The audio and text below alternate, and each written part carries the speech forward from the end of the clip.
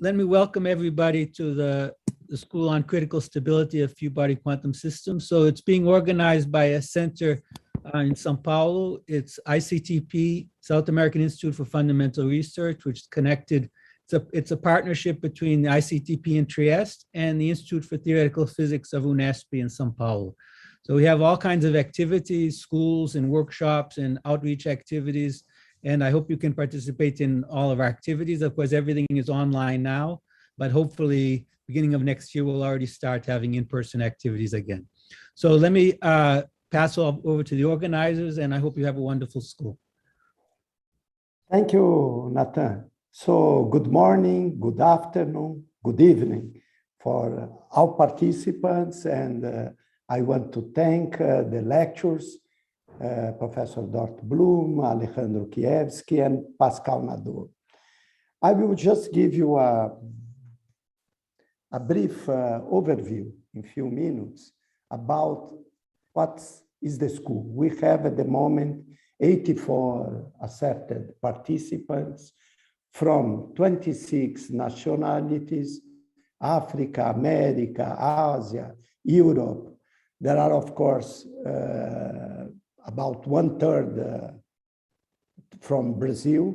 And these 26 nationalities are spread out in 25 institutions in Africa, America, Asia, and Europe. So I hope that we are going to have a very lively discussions with people from everywhere. So I would like to thank you for your participation. I just want to give a very brief introduction to our lectures. So today we will start with Pascal Naidon from RIKEN Nishina Centre. And his research areas are ultra-cold atoms. So we have a very coherent school, ultra-cold atoms and molecules, few-body system, ephemeral physics, unitarity physics. We are going to hear a lot about that. Quantum degenerate gases, superfluidity. And Pascal, made a PhD in 2005 in Orsay. And then since that, he was, started as a postdoc at the National Institute of Standards and Technology. Then from 2008, 2011, he was a researcher at ERATO project with Professor Masahito Ueda from the University of Tokyo. Then a postdoctoral research fellow at RIKEN. And up to 2020, when he became a senior research scientist at RIKEN at Inemico Hayama Strangeness Nuclear Physics Laboratory. Professor Debra Bloom, she is from University of Oklahoma. And her research interests are in cold atom and few-body physics, developing bottom-up understanding of quantum mechanical systems in terms of few key parameters. This is in particular, we are going to hear about these few scales that dominates this physics, identify building blocks to understand larger systems, and serve as a starting point to develop many-body theories. And also she used both analytical and numerical techniques to achieve these goals. So her PhD dates from 1998 from Göttingen in Germany. She was advised by Professor Tonis and Birgitta Walley at the chemistry department of UC Berkeley. Then from 1998 to 2000, she was postdoctoral fellow in Gila at the University of Colorado in the group of Professor Chris Green. Then from 2000,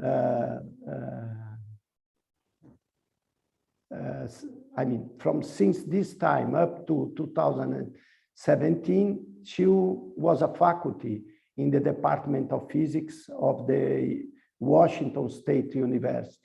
And then from 2017, she is a professor at the Homer Dodge Department of Physics and Astronomy at the University of Oklahoma.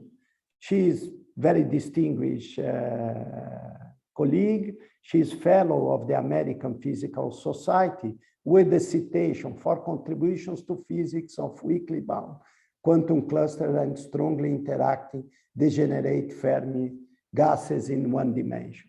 She's a recipient of many prizes and recognition. She got more than 140 invited talks at universities, summer, winter school, workshops, and conferences around the world. She regularly organized conferences and workshops, and included a conference for undergraduate women in physics in 2020. And she has served the community as the DAMOP Executive Committee. She is the remote associate editor of PhysRev-A, chairs of the APS Field Body Topical Group, and member of the APS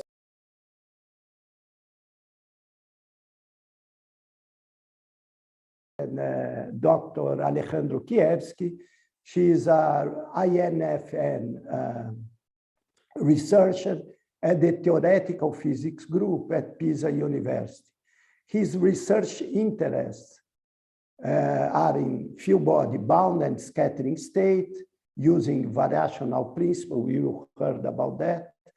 Description of observables in 3 and 4 nucleon system using realistic 2 and 3 nucleon interaction, Efimov states, universality in field body system in atomic and nuclear system, and antibody system. Alejandro Kievsky got his PhD in 1987 at the University of Buenos Aires, Argentina. Then in 1988, he became a postdoctoral fellow at the INFN. And then from 1989 to now, he is a staff researcher at the Instituto Nacional de Física Nuclear at the University of Pisa, Sezione di Pisa. And 98 and 2000, he was a visiting research assistant at North Carolina, 99 at Duke University. And he has also scientific duties and honors from 2003, 2004. He was editor of the Journal of Field Body System from Springer Verlag. From January 2015, he became the editor-in-chief. And from 2001, he organized many workshops and conference. From 2003, he becomes a member of the International Advisory Committee of Field Body Conference, the Asia Pacific, European, and the international one. Since 2008, he participates in the organization of the Critical Stability Workshop and the school, including this one. And he also has many invited talks.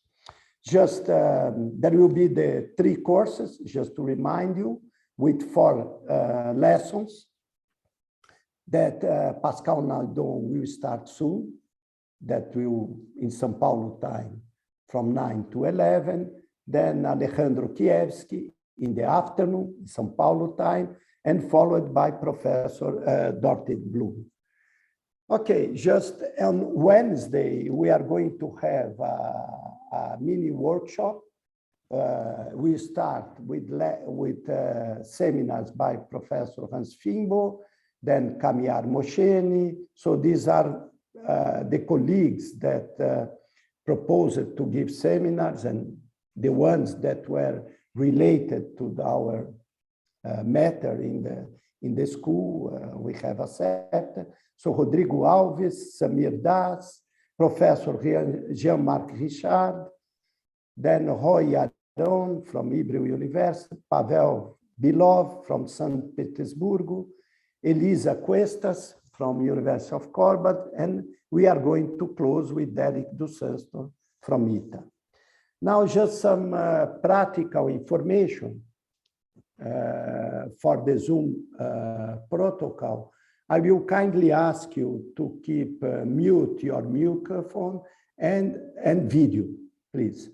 And when you want, you have a question, you can raise your hand. I will be the chairman in this morning session. I will be following your raising hands. And you can also send a question by chat, no? And then you wait up to the point I call your name. If you prefer to make the question by chat, is also good.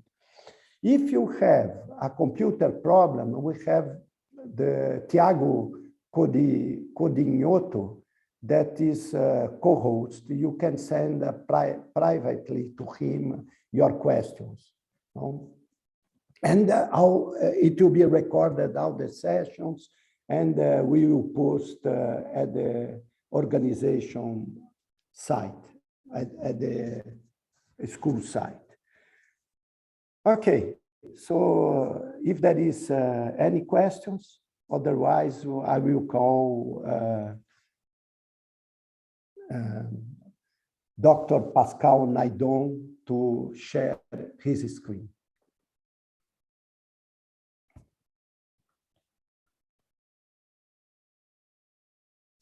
Okay. Hello, can you hear me? Yes, yes, and we see your slides as well. Okay, good. Let me put it in full screen.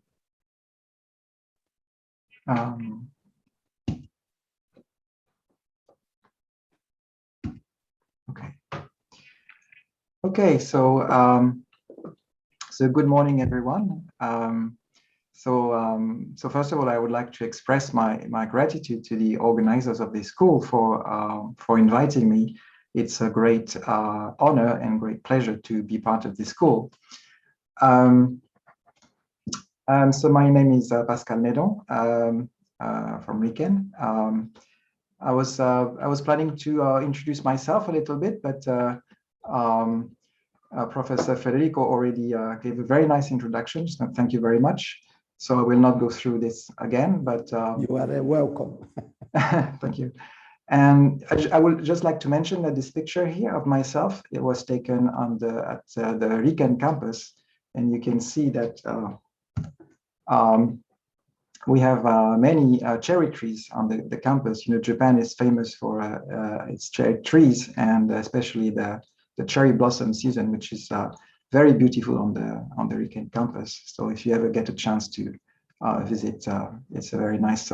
Please come during the springtime. It's a very nice. Okay, so I can skip this now. Okay, so let's start with the aim of this lecture. So the aim of this lecture is to look at a particular aspect of quantum physics, and that is the fact that universal property, universal physics arises for systems with nearly resonant short-range interactions. So I will explain what I mean by that. And this physics is universal, so that means it can apply to many different kinds of systems. And so it's a very interdisciplinary topic. It can apply to any kind of quantum system with short-range interactions, so that can be nuclear physics or atomic physics, in particular cold atoms, or even condensed matter, etc. And through this lecture, we will look in detail at the case of two-body physics, two-body systems, and three-body systems. So this kind of few-body systems. And in particular, we will look at the relatively famous effect called the Efimov effect. So, so first, to introduce this topic, let me define what I call universality, universal physics. So what is universality? So I use a very simple definition. A phenomenon is said to be universal when it applies to many different physical systems with a simple law that depends upon just a few parameters. So that's something that many of you are probably familiar with. That's actually a kind of central theme in physics, to find universal properties that do not depend on different systems. And probably one of the earliest and most well-known example is the gravitation. So as you know, the laws of gravitation were discovered in the 17th century by Isaac Newton. And gravitation is said to be universal. So why is it universal? Because actually at the time when it was discovered, the conception of the world at the time was the following. People thought that there was this so-called terrestrial world, which is the world of the objects around us on the Earth. And there was also the celestial world, that is the world of the objects we can see in the sky, like the moon, the sun, and the stars. And people believed that these were completely different, separate worlds, and they would obey different laws. So there was no reason to believe that there would be the same laws in these two different worlds. But as you know, Isaac Newton found that the phenomena that we can see on the Earth, like an apple falling towards the center of the to the ground, and the motion of the moon, could be described by the same phenomenon, which we call gravitation. And the important point is that this could be described by a universal law that is given by a long-range force. So as you all know, the gravitational potential that drives the force for this apple or the moon is given by the same formula. This is a very simple formula in terms of just a few parameters. So we have the mass of the objects that attract each other, the distance that separate them, and some universal gravitational constant. So you all know that, of course. But the thing is, you see, this applies to objects of very, very different scales, very different size, very different masses, and also at very, very different distances. And in a sense, the reason why this applies to all these very different objects and is so-called universal is because we have a long-range force. So that means that this force acts even when the objects are far away from each other. And in that sense, the force does not depend so much on the details of these objects, you know, whether their composition or their shape, or it depends a little bit if you do very accurate calculation, but roughly speaking, we can just regard them as points because we have this long-range force. So that's one of the key of this universality. Now, if we look at the microscopic world, so you know that the gravitation dominates at large scales in the universe, but in the microscopic world, we have other forces.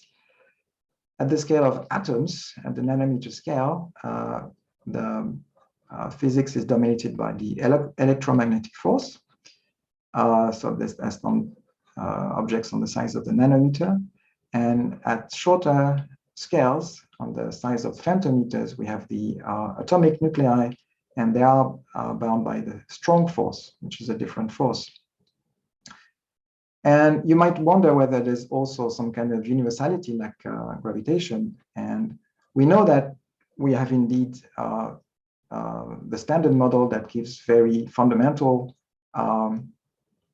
laws to describe what happens in these microscopic scales.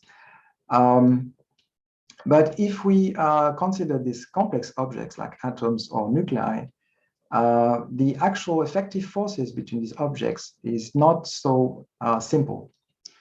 Well, first of all, so if we just consider electric charges, then we have the Coulomb force, right? And the Coulomb force is similar to gravitation in a sense.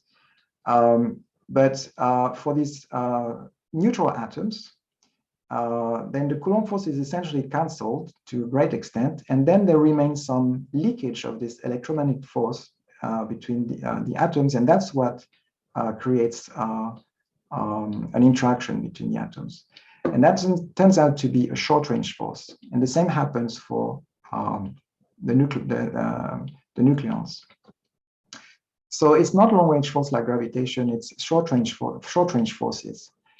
And moreover,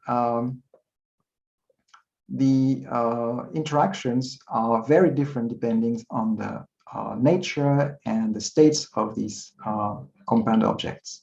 So if we look at the interaction potentials between neutral atoms, we can have many different shapes of potentials depending on the particular atom that we choose or the particular state it's in. And the same is true for subatomic particles. Moreover, if we look at the tail of these potentials, in the case of neutral atoms, one can show that this kind of potentials decay like the 6th power of the distance between the objects. So this is called van der Waals kind of interaction.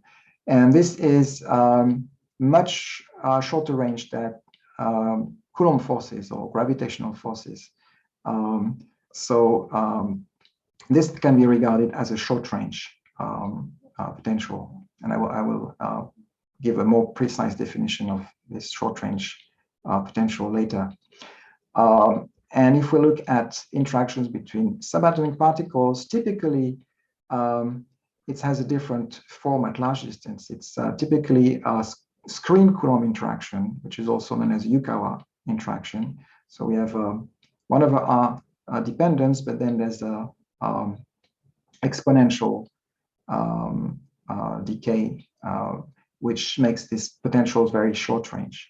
So all these potentials are short range, and there's no apparent universality. But actually, there are some situations, exceptional situations maybe, where the physics becomes universal.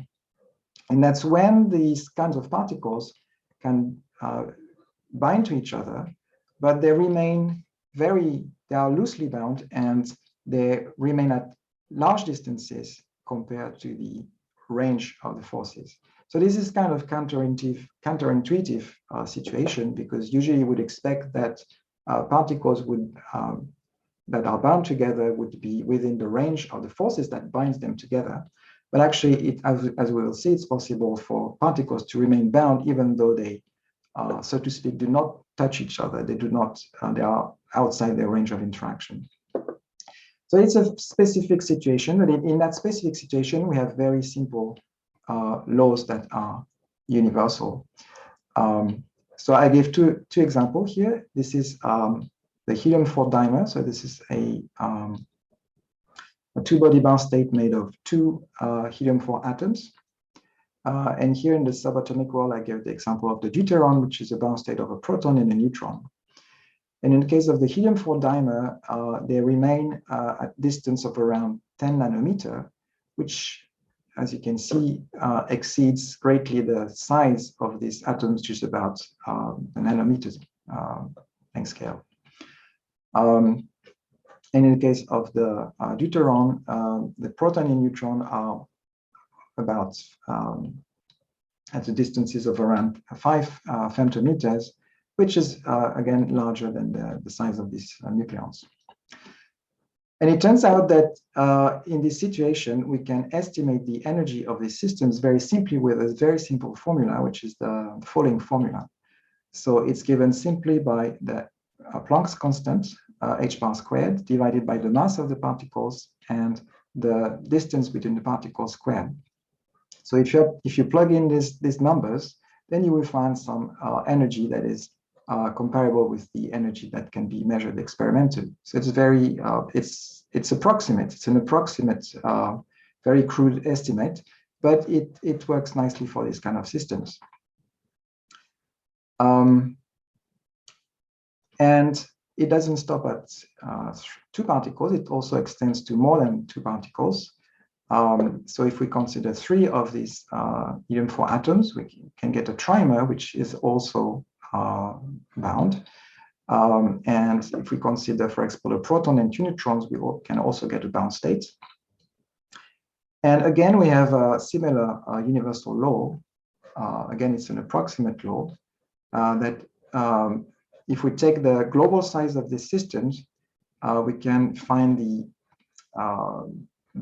interaction energy between these 3 particles is given by the simple formula minus h bar squared divided by the mass, and again the distance squared. So it means that these 3 particles undergo some kind of long-range attraction that is that goes like 1/r squared. So 1/r squared is much longer range than the interaction I showed you before, like this Yukawa interaction or this van der Waals interaction. And this 1/r squared attraction is called the Efimov attraction. So we're going to look at this in more detail. So this is the general overview of this universality I'm going to talk about. So as you can see, it's different from when we say that gravitation is universal. That's something that's truly universal, that applies to any object in the universe. But here we find some law that is universal, but only in certain limits that I will now explain. And when we are close to this limit, this law is very well satisfied. And if we are away from the limit, then it's only approximately satisfied, and it can be violated if we are completely away from the limits.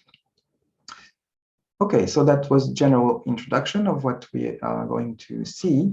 So here is now the plan for this lecture. So we will have this 4 sessions.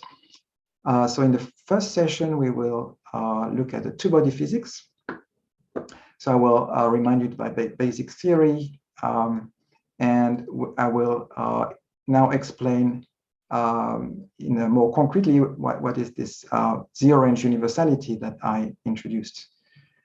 And then in the second session, we will extend these ideas to 3-body physics, and we will follow some kind of historical approach to understand how eventually people understood what we now call the Efimov effect.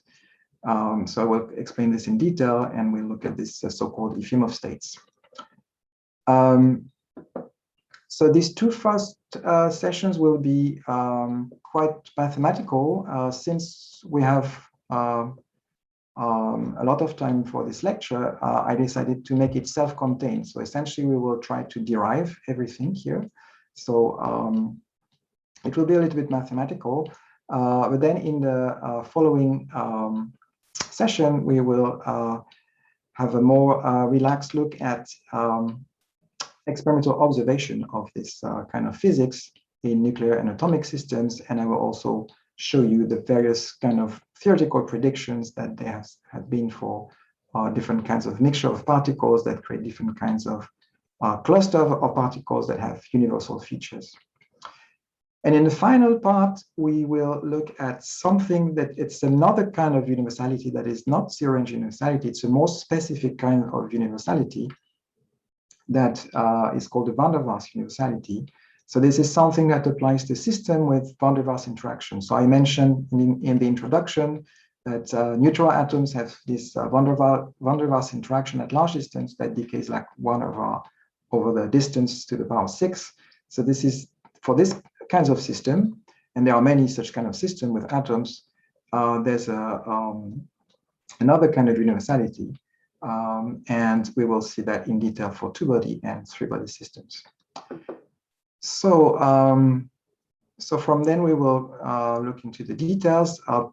So please don't hesitate to interrupt me at any time during the lecture. Probably I will go through things that are very familiar at the beginning, so please tell me if it's something that you already know that is very trivial. And if, on the other hand, things are I go a bit too fast, please also tell me, please interrupt me anytime. Okay, so let's start now with the first part. So the two-body physics. By the way, are there any general questions at this stage, or? So far, I don't see anything. Okay. But maybe you are going, let me just instigate the students. Maybe you are, for sure, you are going to explain that. So you have this two-particle bound state with particles that are very far. Yes. No? Yes. How come? I mean, the potential is of short range and particles are far away.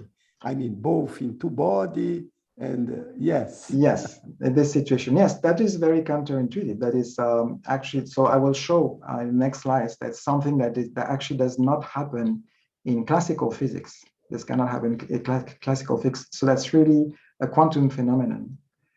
And that's essentially related to the fact that the motion of this particle is described by waves.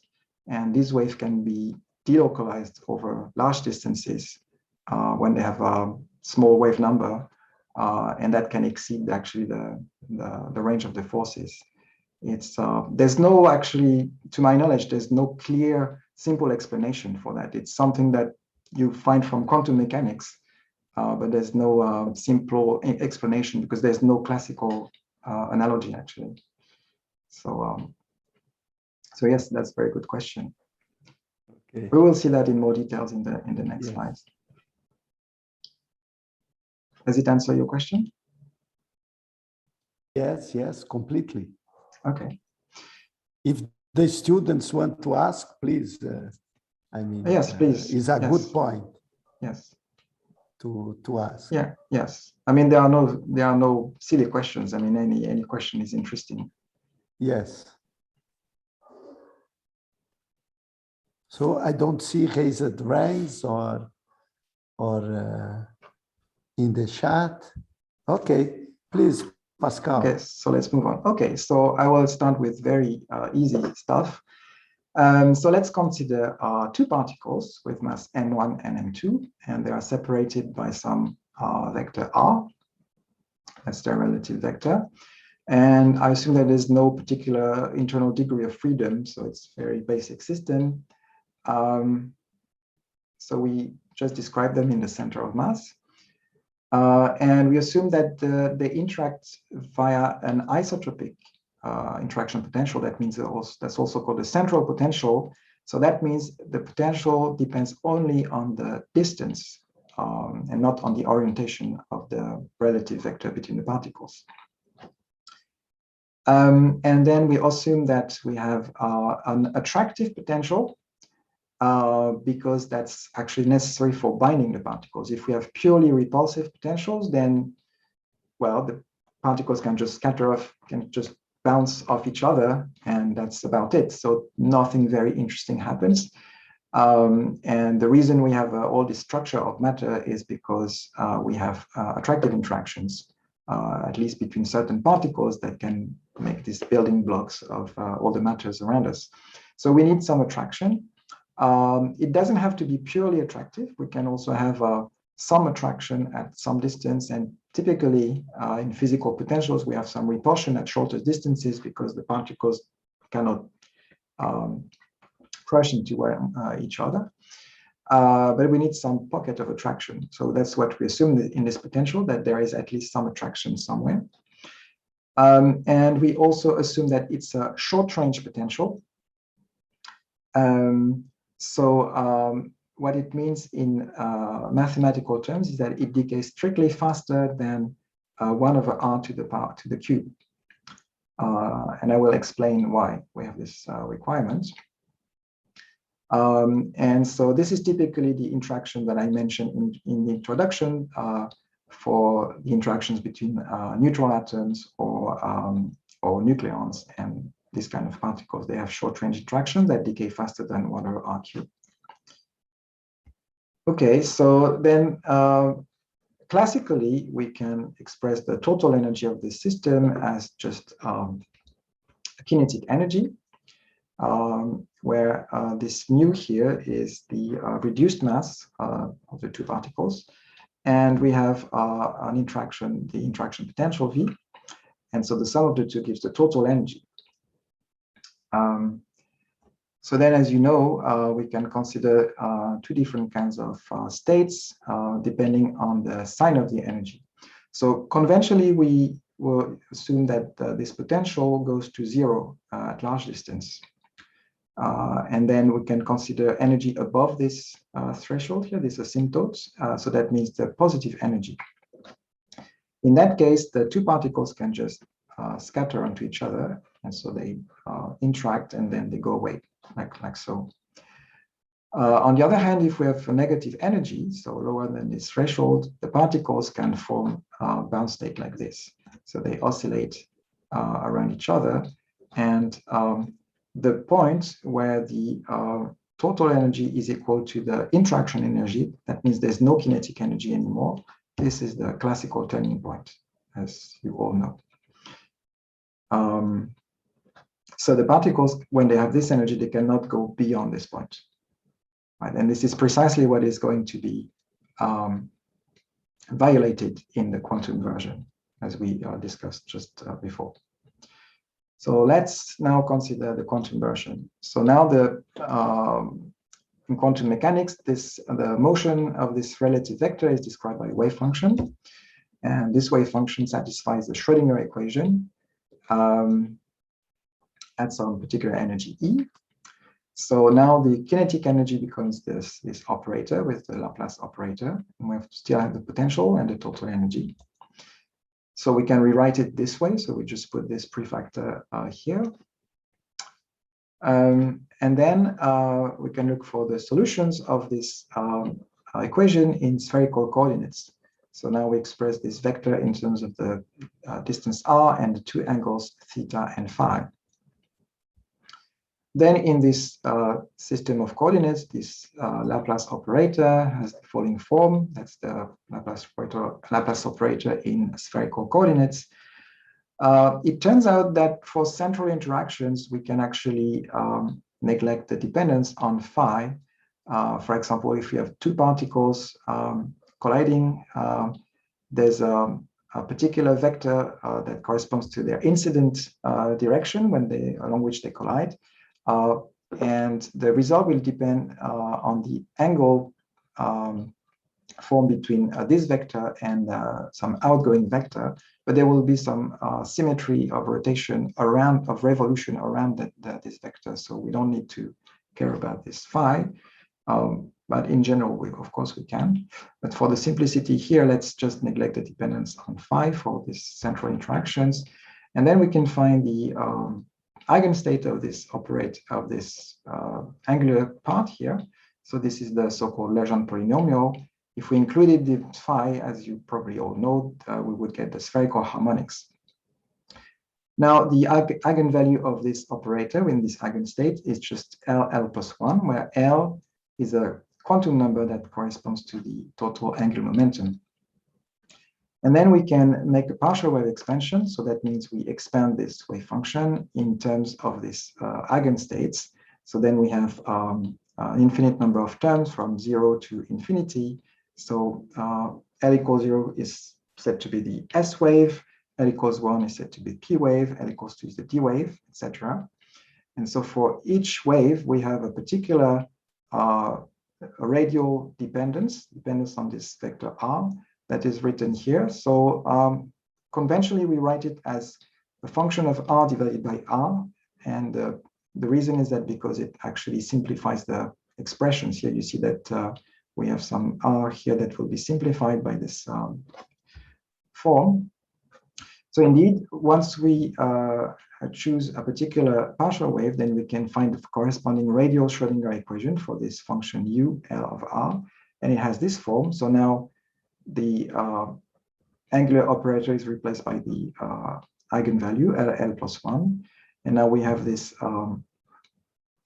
second order derivative, and so we thus obtain the radial kinetic energy here that corresponds to a centrifugal repulsion, and in the remaining we will focus on the S wave, in which case this term disappears, so there's no centrifugal repulsion.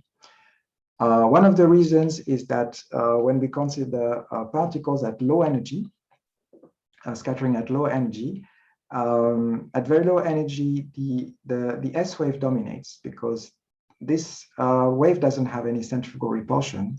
On the other hand, for all the other waves, there's some centrifugal repulsion, and as the energy becomes lower and lower, it becomes very difficult to reach the interaction region. So everything happens almost as if the particles had no interaction at all. So that's why we can only, at very low energy, consider the S wave. And also this is where the interesting universal physics that I will discuss occur. So from now on, we will focus on the S wave. So this is the basic theory for the S wave scattering. So we have this radial equation without any centrifugal term. And we can consider again positive energies. So now we introduce this wave number k that is related to the energy like so. So this can be replaced by minus k squared. And now we will assume that, so this potential, as I said, is a short range. And so that means essentially that we can consider a certain distance v beyond which the potential is essentially zero, or at least negligible. So this we call the range of the potential. That's a particular length scale that is typically associated with the extent of this potential. And it turns out that when we are inside this range of lengths smaller than b, well, the solution of this equation is complicated. It depends on the precise shape of this potential. But outside, where the potential is negligible, it has a very simple form. It's just a free wave because we can neglect this potential. We can set it to 0 in this region. And then you have a very simple second order differential equation whose solutions are just linear combination of sine kr and cosine kr, right? So we introduce this coefficient here as a tangent of a phase delta, and delta is called the phase shift. Now we can also rewrite it this way. So here I just used the very simple trigonometric relation. The sine a plus b is sine a cos b plus sine b cos a. And so if you use this relation, you can sum the two sine and cosine and get sine of kr plus delta. So here you see that this is really can be regarded as a shift of this free wave at large distance. So there are two remarkable values for this phase shift. First one is when it's equal to 0 modulo pi. So what it means is that the free wave that we get at large distance is exactly the same as what we would have if there were no interaction at all. If we set this potential to 0 everywhere, so no interaction, then we would have exactly this sine kr with 0 phase shift. So that means that even though you have some complicated potential at short distance, its effect at large distance is identical to no interaction. So that means that the system is effectively non-interacting at large distance. And the other interesting value is the opposite when we have the largest possible shift of this free wave. And that is when this shift is equal to pi over 2 modulo pi. So that's the most you can shift this wave. And this is called resonance interaction. And at low energy E, when this scattering energy between the two particles is very small, more precisely when the wave number associated with this energy is much smaller than 1 over b, the range of this potential, then the tangent of the phase shift is approximately minus k, the wave number, times a length that is called the scattering length. Now, I should say that this is called a length, but actually it can be positive or negative. But traditionally, we call this scattering length. So this is a very important result. I will not give a demonstration, but I just want to give you a justification that is actually quite instructive for how we can understand this property of the phase shift at low energy. So let's consider, by the way, are there any questions so far? Probably this is all very well known. I mean, if it's too easy, you can also tell me. So far, Pascal, no one have manifested. Okay. Probably this is very easy for everyone. So let's move on. Yeah, so let's consider again this radial Schrödinger equation for this potential V. So here I just use some reduced notation. So this is just compared to the previous slide. I call this whole thing small v, just to simplify the notation. And let's consider another potential V bar. So we have two different potentials, and they satisfy two different equations. And in both cases, we have the boundary condition at I equals 0 that this function must vanish at the origin, right? And that's something that you can see from our definition of U. If we go back here, yes, so the wave function has to be finite. So so when R goes to 0, that means that the U has to go to 0. Okay, so let's come back. And then for these two potentials, we have the asymptotic behavior that we've seen, that they, at the large distance beyond the range of these potentials, they behave as free wave, but with a shift. So there's a shift delta for potential V, and there's a shift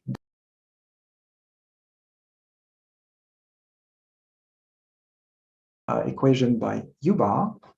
And then we multiply in that equation by U, we obtain these equations.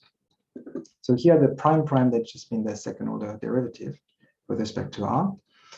And now we can take the difference between these two equations, and we get U bar prime prime minus U bar U prime prime. The k squared, they cancel each other, and then we are left with V minus V bar U. Okay. So this actually can be expressed as the derivative of U bar prime minus U bar U prime. That's something you can see very easily, because if you calculate this derivative, you will get two contributions from each term. One of the contribution will give precisely this, U bar prime prime minus U bar U prime prime. And then there will be other contribution, which is U prime U bar prime. And the other one is U bar prime U prime, so they cancel each other. So indeed, we get this expression. So now I'll just put this on the right-hand side. And now we can integrate this from 0 to infinity. And now we have to evaluate this quantity for very large R and for I equals 0. So for R equals 0, this is very simple because we have this boundary condition. So these are 0, so this whole quantity becomes 0 at I equals 0. And now we need to evaluate it for large values of R. So now we have to use these expressions here at large distance, and also we can calculate the derivative. So essentially the sign becomes cosine, and the factor k disappears. So if we put these expressions inside this expression here, we get something like this. We get sine k out plus delta times cosine k out plus delta bar minus the sine k out plus delta bar times cosine k out plus delta, and divided by the product here of k cosine delta bar. Okay.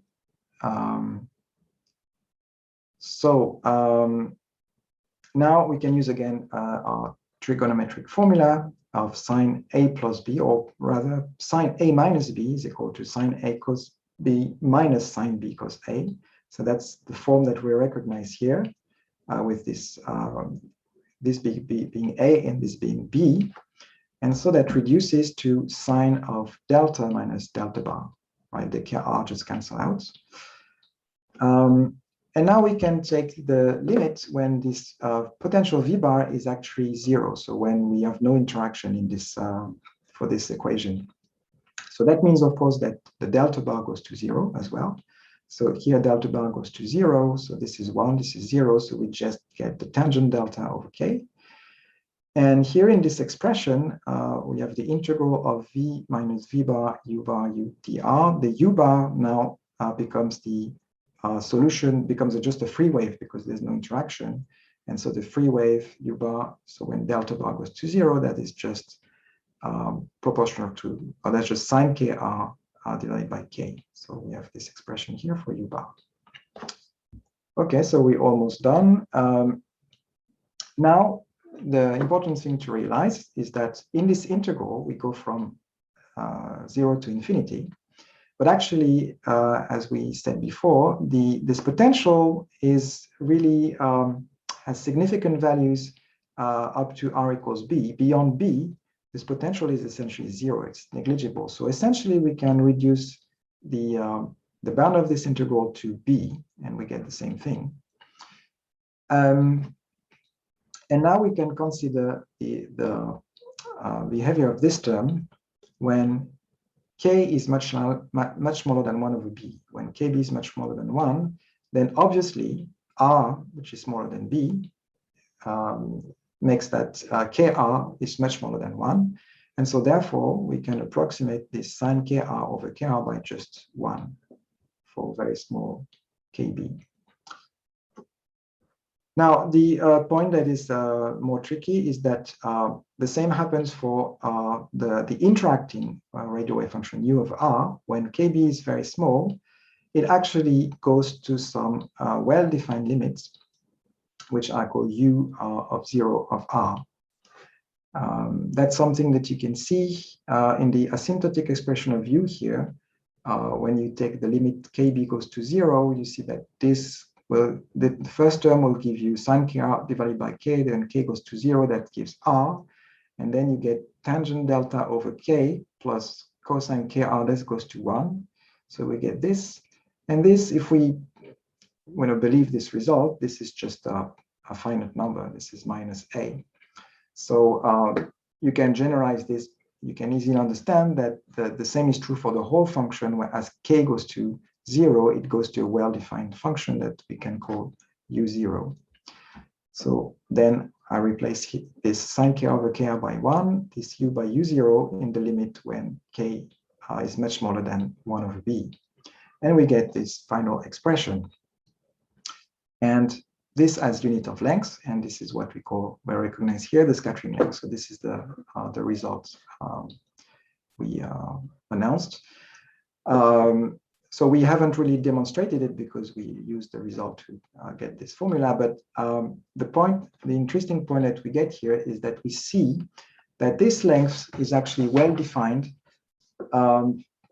Well, whether this length is well-defined or not depends on this potential.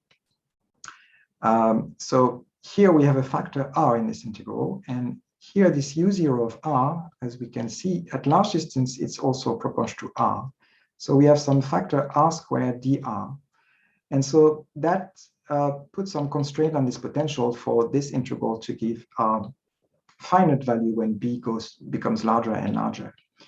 And you can easily convince yourself that the critical potential is 1 over r cubed. So when this is 1 over r cube, or decays more slowly than 1 over r cube at large distance, we get something that diverges when b goes to infinity.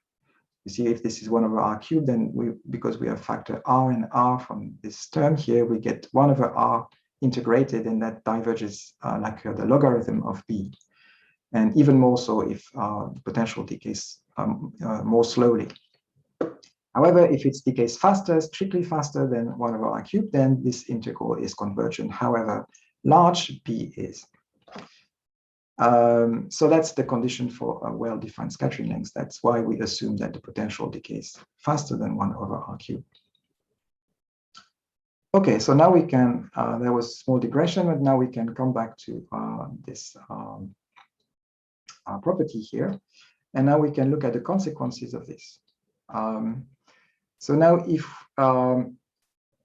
we have a resonance, so that means that the phase shift is close to pi over 2. In order to have a resonance at low scattering energy, where we have this property, then that means that the scattering length or the absolute value of the scattering has to be much larger than the range of the potential. Because you can see here when delta is close to pi over 2, this means this quantity is very large. And in order for this quantity to be very large, that means that this has to be very large, but k is assumed to be much smaller than 1 over b.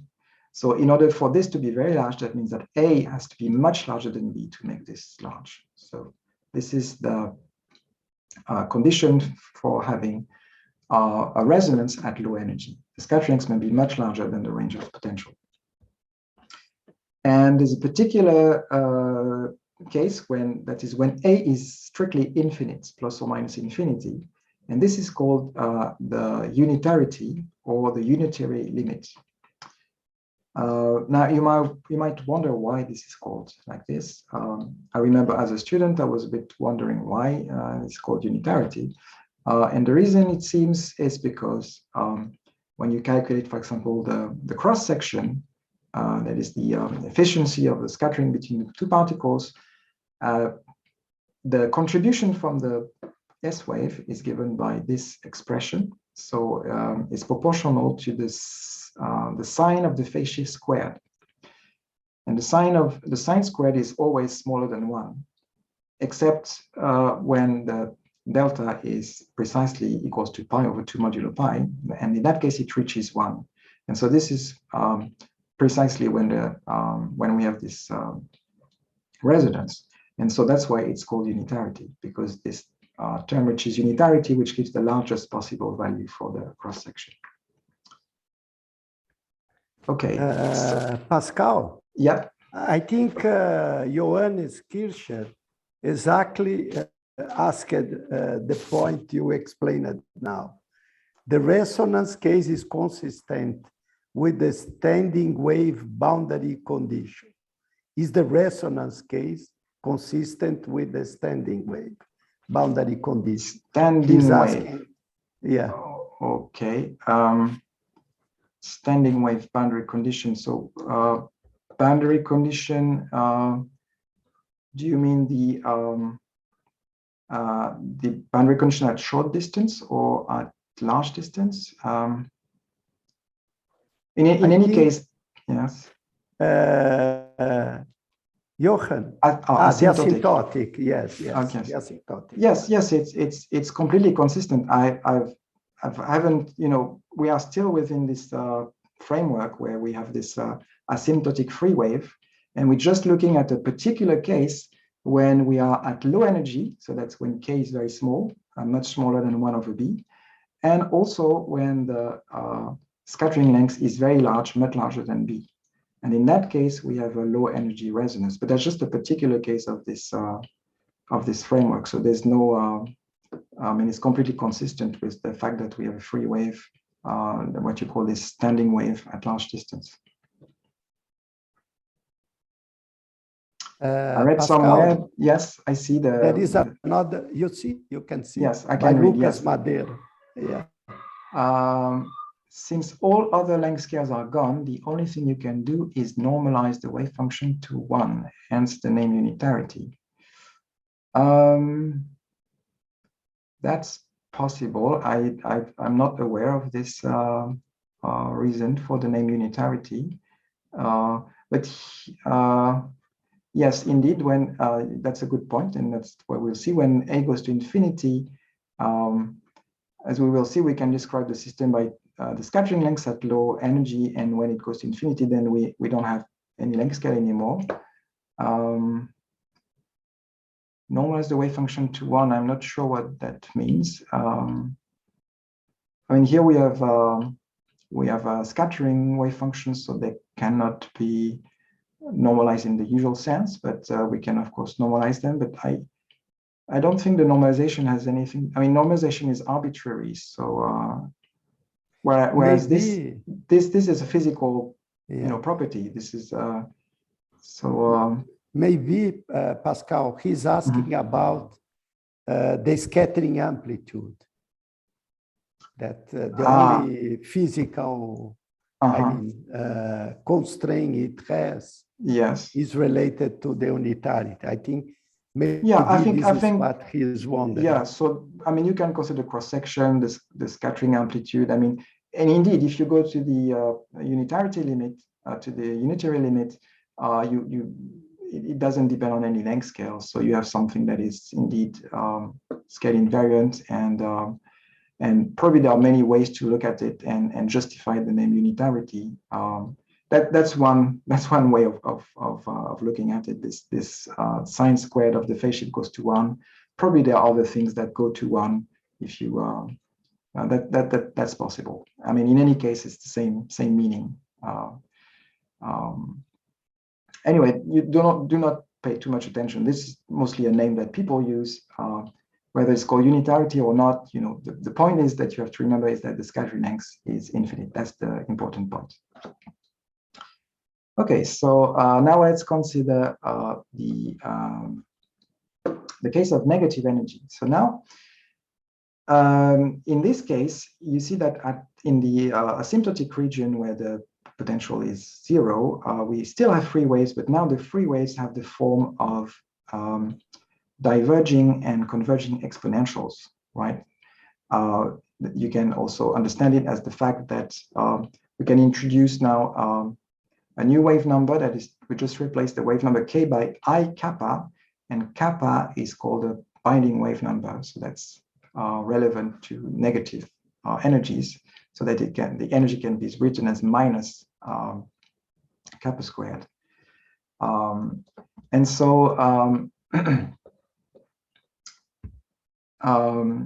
yes, so then the sine and cosine of this imaginary argument that can be expressed in terms of exponential, that's very trivial. And what we find if we look at the prefactors of these exponentials, well, we know that this wave function cannot be normalizable, and this is not, therefore not physical. So only when the exponential is converging, we have a physical state that corresponds to bound states. But that's only possible for certain energies when this term disappears, or we only have the converging term. And so that means that this prefactor has to be 0. So that's the condition to have a physical bound state. So the tangent of the phase shift has to be equal to 1 over I, or minus I. And that leads to the quantization of the energy, and that's why we have discrete levels in quantum mechanics, as you all know. Now we can consider one of these bound states, and this particular energy where this condition is satisfied. And let's consider the case of small energy E, again, in the sense that the binding wave number is much more than 1 of B. And then this property still holds, so we have the tangent of the phase shift is still roughly equal to minus k or A times A. And so that means that if we apply this condition, we replace this by 1 over I, and then we find that kappa has to be equal to 1 over A. And so if we write it now in terms of the energy is minus h bar squared divided by 2 mu A squared, and that's the formula I showed you in the introduction. So the important point, as was also discussed by Professor Federico, is that indeed, in this situation,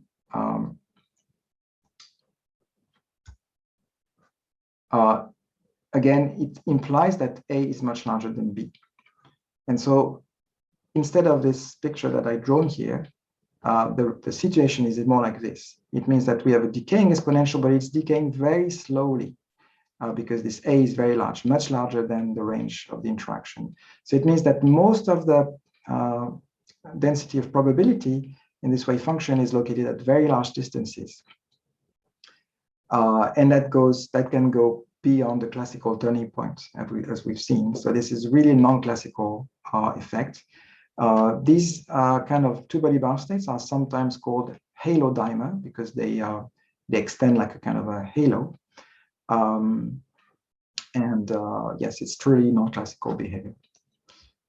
So now let's step back a little bit, and now that we've done the basic theory, and just look at what happens in general if we have different kinds of system with different kinds of potential. So I consider now the potential with, let's say that it has a certain depth that is characterized by this number G, and let's change the value of G so that we can consider very shallow potentials, or on the other hand, very deep potentials. So what do we get? So in classical physics, as we've seen, for positive energies, we have scattering state, and for negative energies between 0 and this minimum value, the bottom of potential, we always have two-body bound states.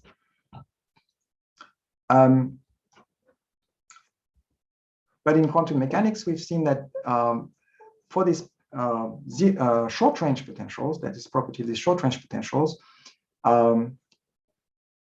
well, sorry, the bound states are quantized. So that's a generic properties of any quantum system. But a property of these short-range potentials is that actually there's a minimum strength of attraction that is required to have a bound state. So that's something that does not happen in classical systems. As soon as you have a little bit of attraction, you can have a two-body bound state. But in this short-range quantum system with short-range interactions, there's actually a competition between the attraction and the kinetic energy, or more precisely, the quantum fluctuations of the kinetic energy, which is also called the zero-point energy, and that leads to a critical strength of the interaction, beyond which you get two-body bound states, and below you don't get any two-body bound states. And so what happens if we look at the scattering lengths for these different kinds of potentials is that for very shallow potentials, we have a very small negative scattering length. And as we increase the depth of the potential, it becomes more and more negative. And then at this critical point where the two-body bound state appears, then the scattering diverges. It goes to -infinity and then +infinity. And then a two-body bound state exists. And then if we further make the potential more attractive, the scattering becomes smaller and smaller, it reaches 0, and then it becomes negative again. And again, it becomes infinitely negative. And then that's the point where a second two-body bound states appear. And the same story repeats itself as we increase the depth of the potential. So what we've seen in the previous theory is that we have a simple description of these states. So in general, this is quite complicated to calculate, but we have a simple description close to the appearances of these two-body bound states. And that's precisely the case when the scattering length is much larger than the range of the potential B. So when scattering is outside this band here, we are in this universal region where the low energy physics is described by the scattering length. And in particular, as we've seen, the energy of the two-body bound state is given by the simple formula. It's kind of like 1/a². So, but whether we are in this universal region or not, that depends on the system, that depends on the potential.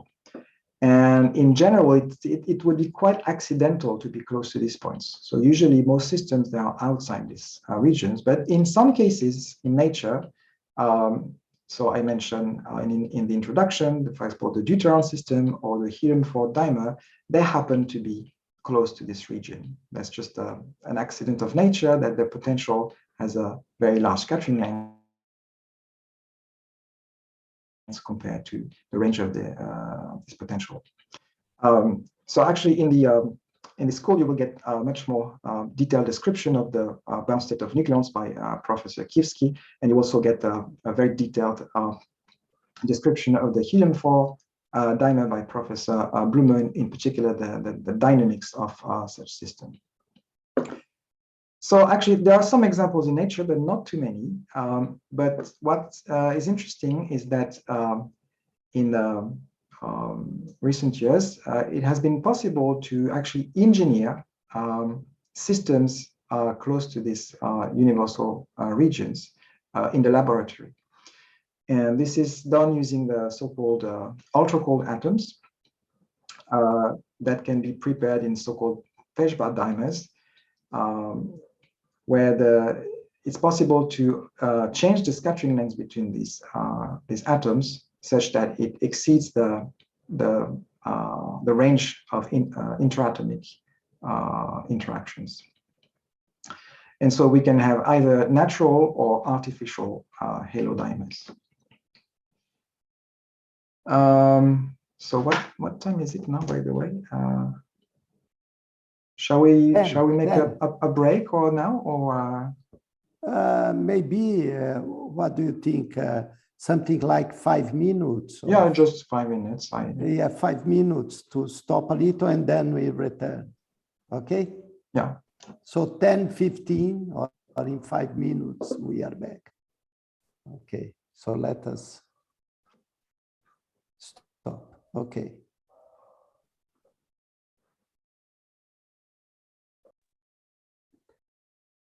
Thank you, Pascal. So I will have also a break. Yes. Yeah, maybe I will drink a bit of water. Yes, no, it's important to stop.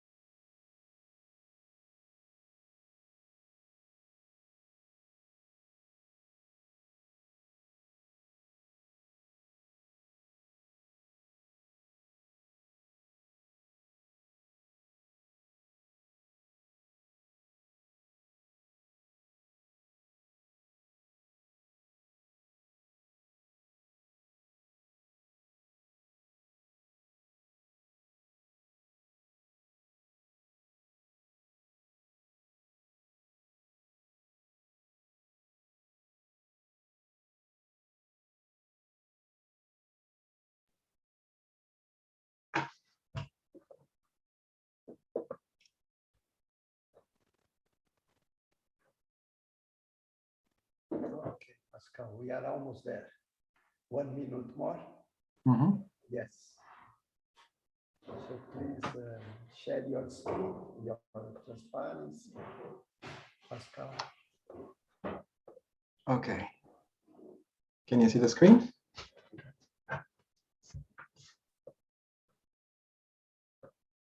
Yes, we see it. Okay, good. Pascal.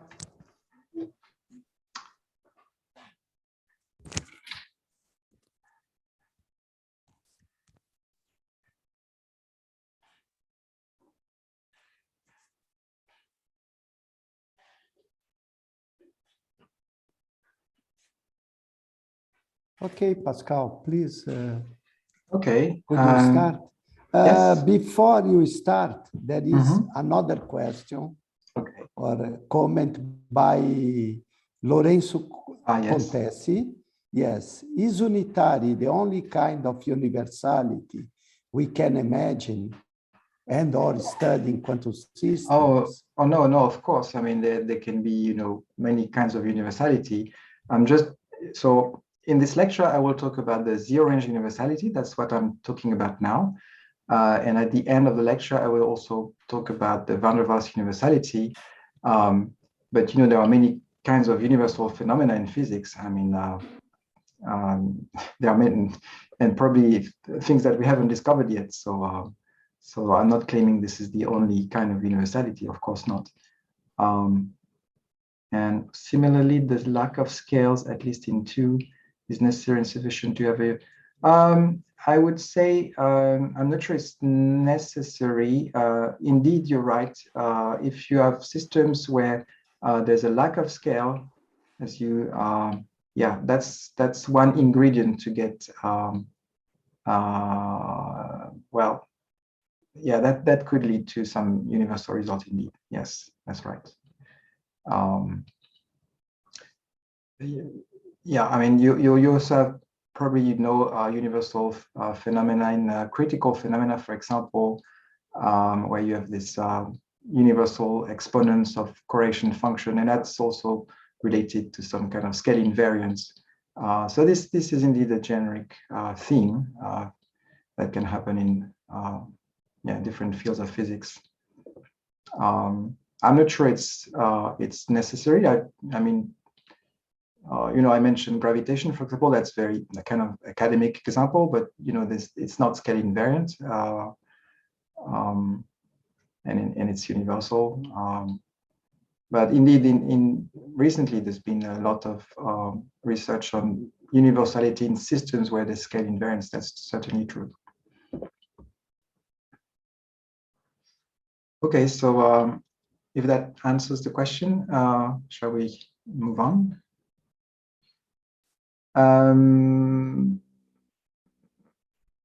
So yes, so I was mentioning that we can actually engineer in the laboratory systems that are close to this universal region. And then you may wonder how we do so. For those of you who are not familiar with optical atoms, let me explain very briefly. Optical atoms are clouds of atoms, gases of atoms that are cooled to very low temperature, typically less than the microkelvin. So it's just above the absolute zero temperature. This is achieved by using different techniques with lasers and different things. But in the end, we get a very cold cloud of atoms. It cannot be, it has to be contained in vacuum. So we put it in a vacuum chamber like that you see here. And you see in this vacuum chamber, there's some window through which we can shine beams of lasers. And these lasers, they can be used to cool the system and also to trap the system to make it stay in the center of this chamber so that it doesn't touch the edge of this chamber. So this way it is trapped, and as you can see, there are also some coils that create a magnetic field when there's a current inside this coil, and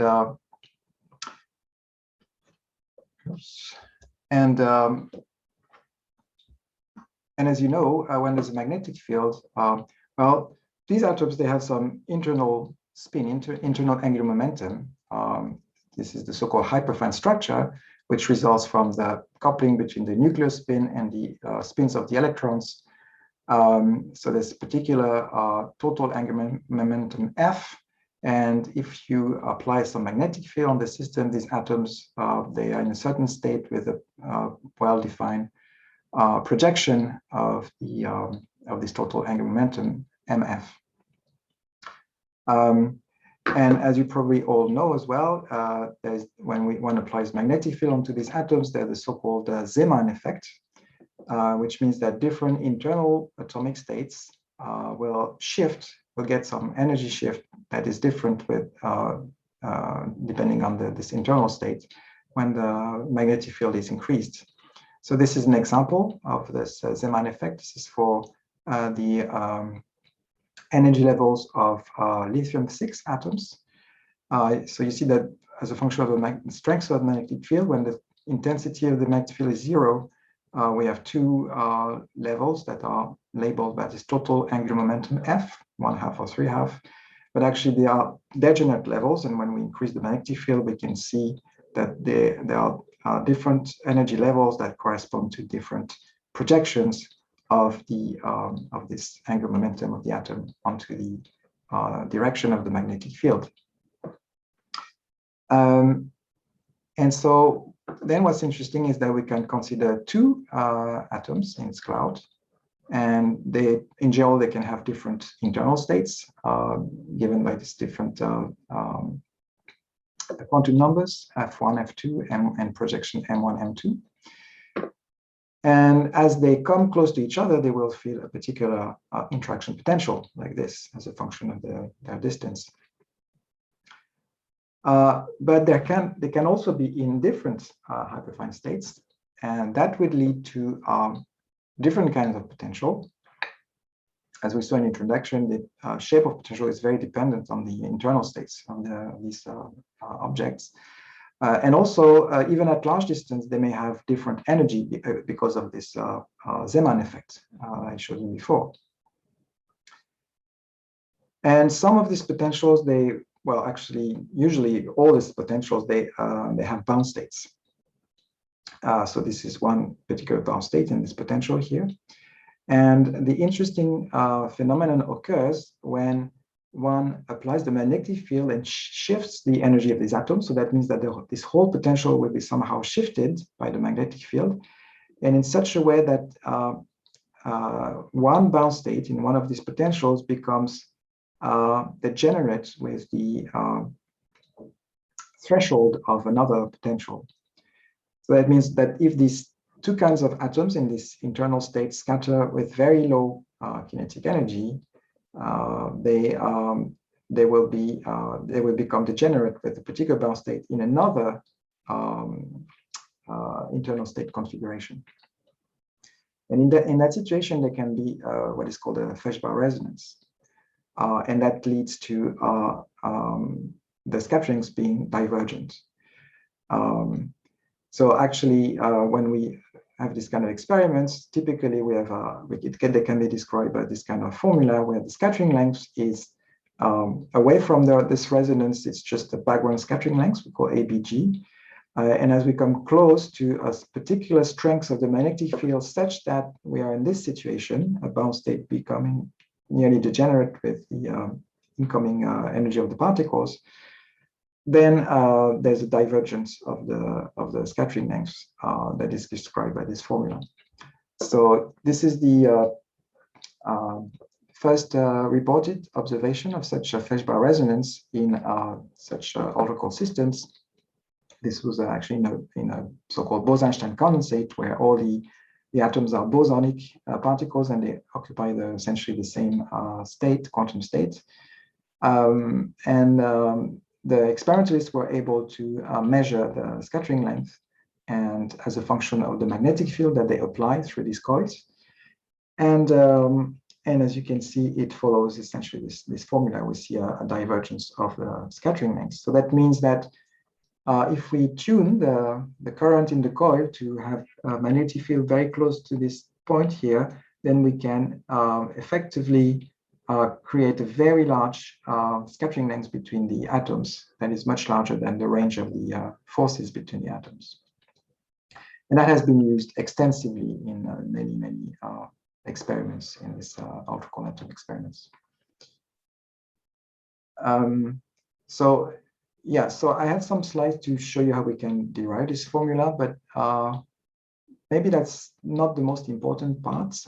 So maybe we can come back to this derivation later if we have time and if you're interested. What I would like to talk about now is the so-called zero-range theory. This is what is going to be useful. Pascal, yes?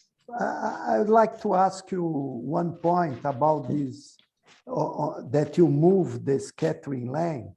Yes. You can make it, in principle, infinitely large. Yes, that's correct. But these atoms, as I understand from your figure, are Yes. in a trap that has some size. No, they are trapped.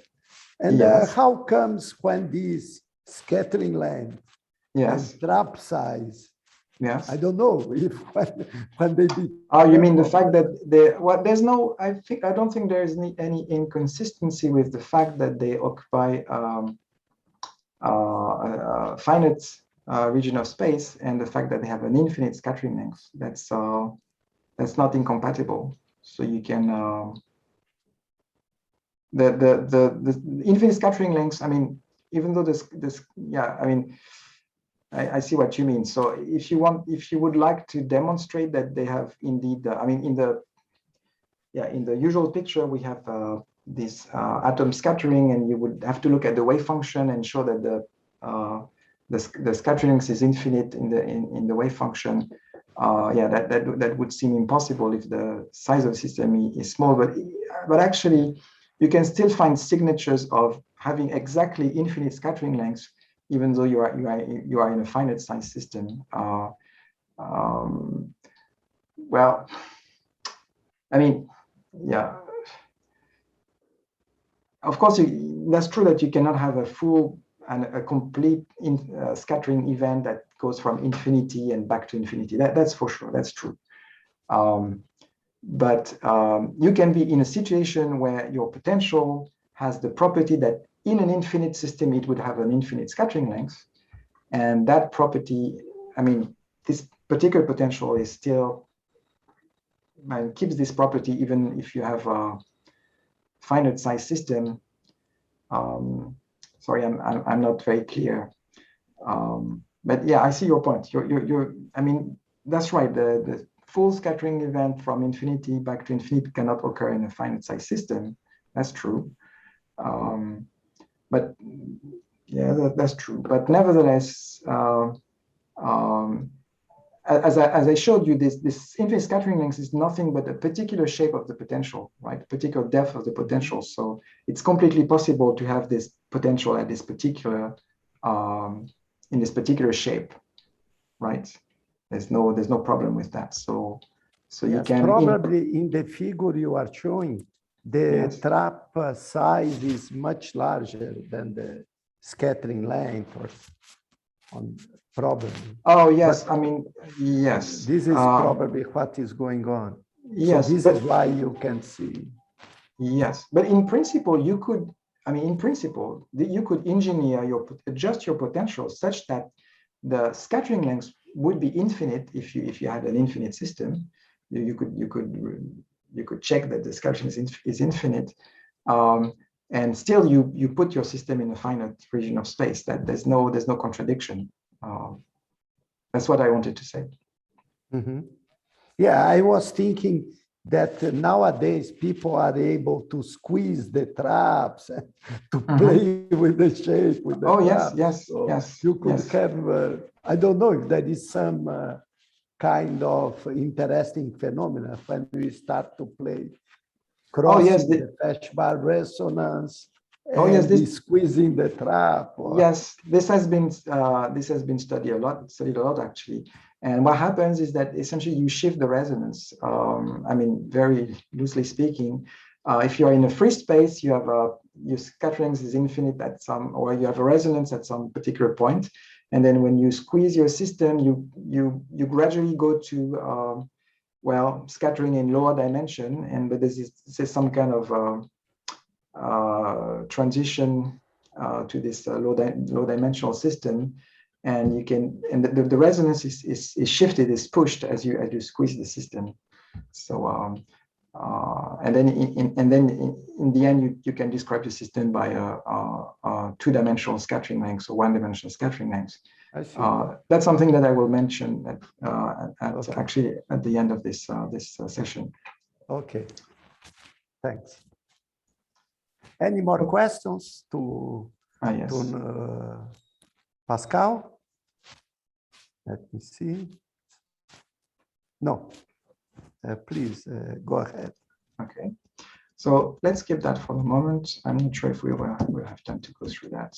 It's just a derivation of this formula.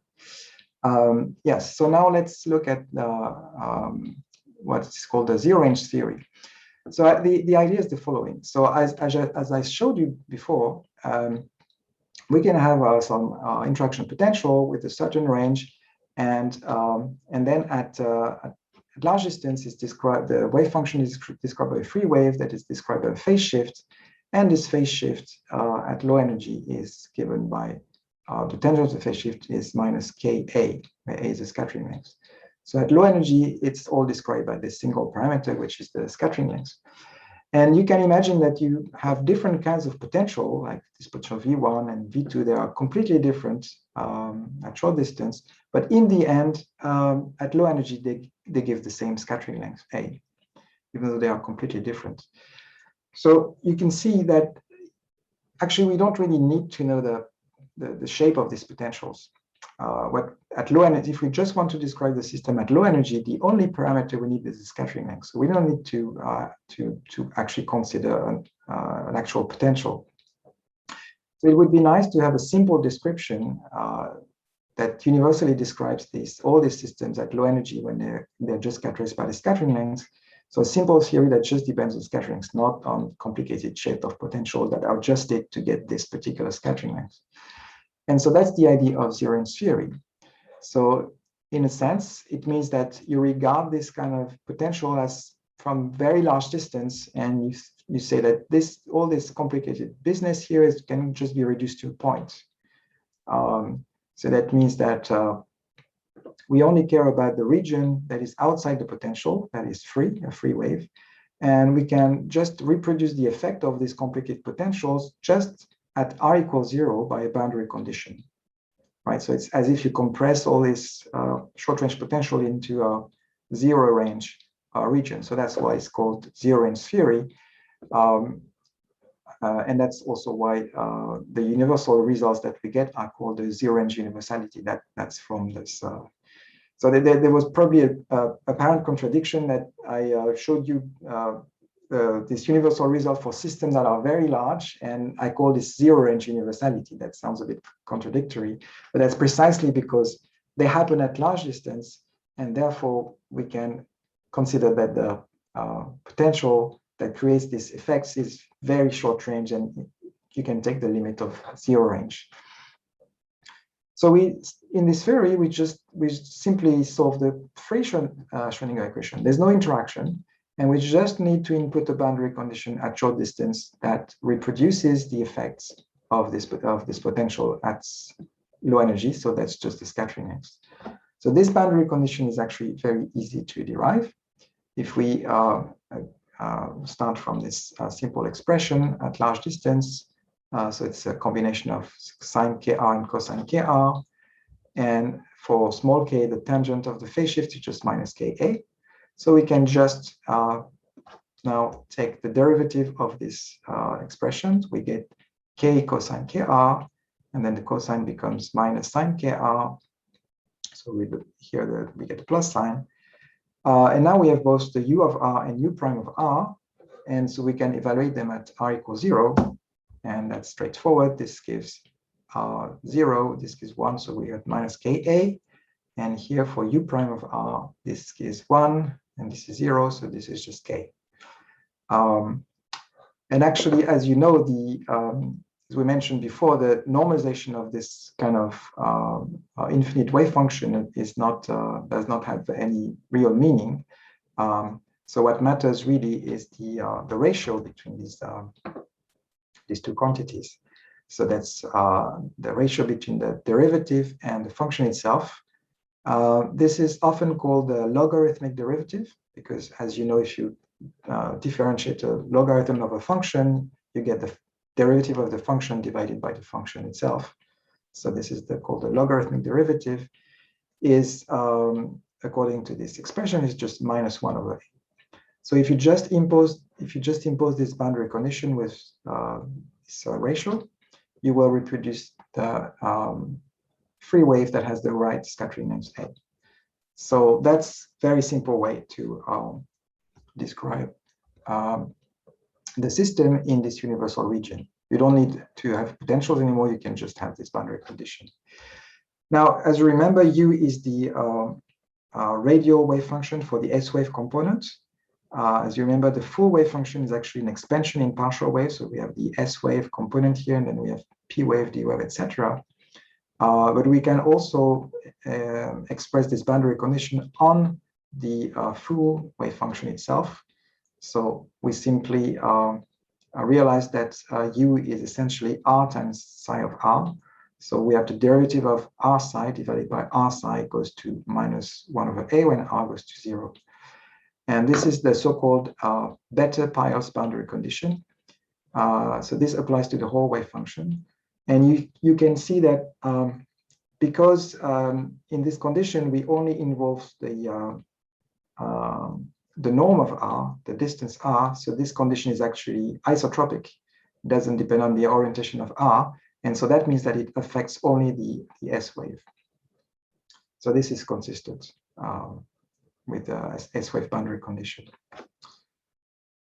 There's other ways to look at this boundary condition. You can also start from this expression and take the limit when k goes to 0. So you see that sine kr is just kr, and this is just cosine is just 1. So we get kr minus ka.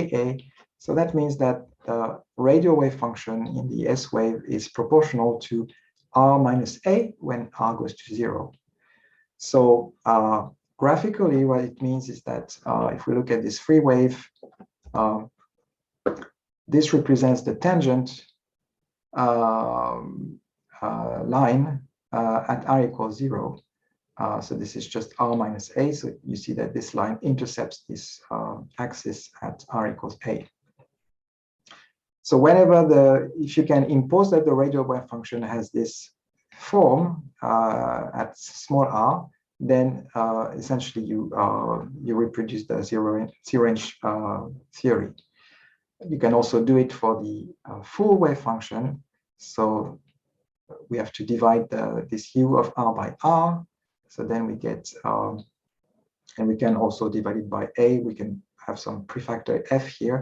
So that means that the full wave function when r goes to 0 is proportional to 1/r minus 1/a. And these two statements are equivalent. If you impose this boundary, this condition or this condition, you get the same thing.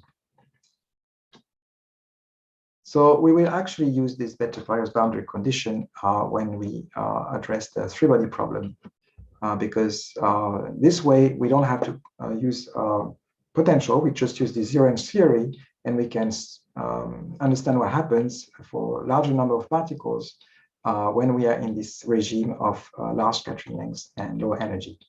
That's much easier than solving the problem with a real potential. And this way we get universal theory in terms of only one parameter, the scattering length. I should mention, because there are many ways of doing this kind of zero-range theories, and depending on the article you read, people have different ways of doing the same thing, essentially implementing this zero-range theory. But I just want to show you that actually all these different ways are equivalent. It's just the same idea. It's just the same thing. So one possible formalism is to use a source term. So that means that we include the boundary condition inside the Schrödinger equation. Essentially, that means that you replace this the action of the potential in the Schrödinger equation by a delta function. And if you do so, that means that you include the boundary condition at I equals 0 effectively in your Schrödinger equation. So you just say that this is proportional to a delta function.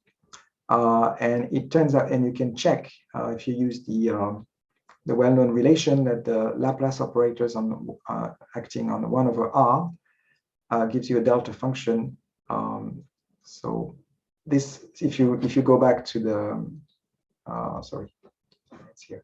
If you use this expression here and apply this relation, you will see that this 1 over R divergence creates a delta function that is cancelled by this one. So this is how you can find that the coefficient in front of this delta function is just the f given by this expression here. And then you see that this evokes the idea that the potential is replaced by something very localized to short distance. Again, this idea of zero range, that you compress the potential to zero distance.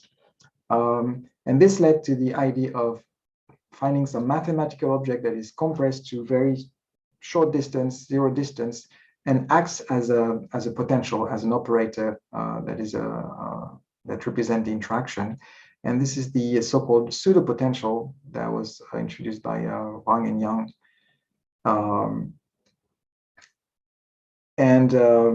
It has this form. So essentially, you can, using the Bethe-Paris condition, you can express f in terms of this kind of derivative of the wave function. And now you see that we have just an operator acting on psi. So it's just like a potential, but with very strange mathematical operator. But it's all equivalent. Using this operator, you essentially impose the Bethe-Paris boundary condition. Another way of having this zero-range theory is the use of so-called zero-range or contact interaction. And essentially, that means that we can take any potential as simple as we want, and we somehow set the range of this potential to 0 while increasing the depth of the potential to keep a fixed scattering length. And so so we just perform the calculation, and at the end of the calculation, we can set the range to 0. And again, we will get exactly the same result as the zero-range theory. I see there's a question, it seems. Pascal, yes. Yes. By Johannes, yeah. I apologize for the vagueness of the question, but do you know whether the number of boundary conditions is an n-body zero-range quantum system? I'm sorry. Whether the number of boundary conditions in an n-body zero-range quantum system is related to the dimensionality of the space, where a classical theory is ill-defined. Newtonian attraction asks only for solutions if for 2 particles, R equals 0 is excluded. The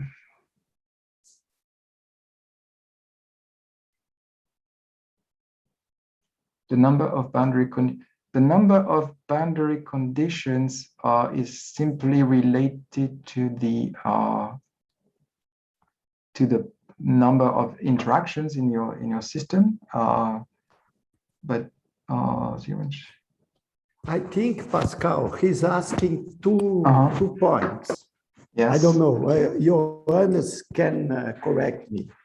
So the first point is then when you work in an any-body system. So probably you are going to talk about the ephemeral. Yes, I will talk about it. And there is another point. Now you start to change the dimension of your space. This, in some sense, naively, is you could say that you are changing the number of particles. Like you think in 3 dimensions, you have 3 particles traveling propagating in one dimension? Maybe this is a very complex question. There are many ingredients. So I try to divide indeed three questions. Right. By your units. Yes. Okay. I mean, the question was about the number of boundary conditions. I think in an n-body system, the number of boundary condition is simply essentially n squared. I mean, n squared over 2. That's the number of. I mean, if you have two-body interactions, if you only have two-body interactions and you express them as a kind of zero-inch boundary condition, you have. That's just the number of pairs in your system. So that goes like n squared over 2, I think. And that doesn't depend on dimensionality. But then there was this point that in a classical theory, it's ill-defined. Newton attraction asks only for solution if two particles r equals 0 is excluded.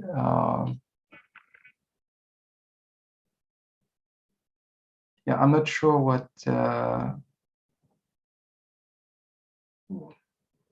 Okay. Maybe. Okay, we can leave this point. Yeah, maybe we discussion. Yes, we can discuss about it later. Yes. So please go ahead. Okay. Yes, I was going to mention that. Yes, you can also get the zero-inch theory by just considering a simple potential, any shape that is simple to solve for you, and then you just do the calculation where you fix the scattering lengths, and then at the end of the calculation, you set the range of this interaction go to 0 in your theory, and you get the zero-inch theory result. That's something that many people use because, in a sense, it's kind of physical way of doing the zero-inch theory. So I just want to give you a simple example that is very typical. In momentum space, we can consider a simple interaction potential that is some negative value so that's an attraction when the momentum is smaller than 1 over b. So that's the range of your potential. B is the range of potential, and that is 0 otherwise. So that's very simple potential, and you can solve easily this the corresponding Schrödinger equation. So now that's the Schrödinger equation in momentum representation. So now the kinetic energy is just given by this p squared, where p is the momentum, and now the potential is now this kind of non-local what do you call it? I forgot the name of this. Anyway, some kind of integral like this, and in particular at zero energy, so we get this expression. So I just put the h bar square root 2 nu on this side here, and now again we have to we integrate this potential. So that means that we just have to integrate it for q smaller than 1 over b, where the potential is just minus g. So I put the g here, and otherwise 0. So we can restrict the integral like this, and then. When b is large enough, essentially you can neglect about this p here, and this is just the integral of the wave function itself in momentum space. So this we call f. This is a number that we call f, and so that means that now from this equation we have p squared times the wave function minus f equals to 0. So if we put f on the other side and then we divide by p, we have f over p squared, and in general, we also have in the case where p equals 0, we need to introduce this delta function, and physically that corresponds to the incident wave at zero momentum. Now we put back this expression here to get an expression for f, and we get f is equal to, so this integral, so the first contribution from the delta function gives 1 here, and then this term here gives f times the integral of 1 over q squared. And now we can divide this equation by f, and we can put this on the left-hand side. So we have h bar squared over 2 mu 1 over g is equal to So here the f disappears, and here we have 1 over f plus this integral of 1 over q squared up to q equals 1 over b. And this can be performed, and this is just proportional to 1 over b. And then finally, we can perform a Fourier transform of this to go back to a real space. And we find that the wave function in real space is just, so the Fourier transform of delta function is 1. And the Fourier transform of 1 over p squared is proportional to 1 over r. And so we find that it's just 1 plus f over 4 pi r. And here we recognize the form of the zero energy wave function that we showed before. This is just proportional to 1 minus a over r. So it means that this f here is actually proportional to the scattering length. So if so f is equal to minus 4 pi a, and if we replace it in this expression, we find the so-called renormalization relation. So the coupling constant that you assume in the simple potential, that's the physical attraction in your interaction, that's related to the physical scattering length that is a physical property through this relation. This is called the renormalization relation. You see that this relation depends on the range p that you assume for this potential. So you can perform your calculation with this simple potential, and at the end of your calculation, you can just take the limit that b goes to 0. But before you do that, you use this renormalization relation to express all the results that are in terms of this coupling constant g. You express them in terms of the physical scattering length a. And then you can take the limit b goes to 0, and then you get finite results that correspond to the results of the zero range theory. So it may look a little bit complicated, but many people find it's actually more physical to use some kind of interaction and take at the end of the calculation the range goes to 0. So that's just another, formal way of obtaining the results of the zero range theory. So there are many flavors of the zero range theory, but they all give the same results. So in the rest of the lecture, we actually use the better bias condition in momentum space. So far I have given you this condition in real space. So now let's see how we can derive it in momentum space. So let's first start from the Schrödinger equation in coordinate space. So as we saw before, we can express it with the better bias condition as directly in the Schrödinger equation by using the source term here, that is proportional to delta function. And here we have f, where f is related to the behavior of the wave function at small distance between the two particles. So when r goes to 0, psi goes to f times 1 over r minus a, 1 over a. So first of all, we perform a Fourier transform of this equation. So again, kinetic energy becomes just proportional to p squared. This delta function just gives 1. So that's easy enough. Now here's the how to translate this expression in momentum space. First of all, we see that there's a 1 over r divergence when r goes to 0. So first we subtract this 1 over r divergence. So we consider psi minus f over r. So when r goes to 0, then that's just minus f over a, right? Then we take the Fourier transform of this quantity. So the Fourier transform of this quantity, so we just integrate over e to the IPR. And this quantity, when r goes to 0, that should be minus f over a. So now we can just take r equals 0, which appears only here. So that means that this integral is equal to minus f over a. And then we go back to this Schrödinger equation. So we have, so again, we multiply by 2 mu over h bar squared. We get p squared times the wave function minus 4 pi f is equal to this reduced energy times the wave function. And now we take the limit when p goes to infinity. And so this Fourier transform is well behaved, and so therefore it goes to 0 when p goes to infinity. And so that gives a relation between 4 pi f and the behavior of the wave function at large momentum.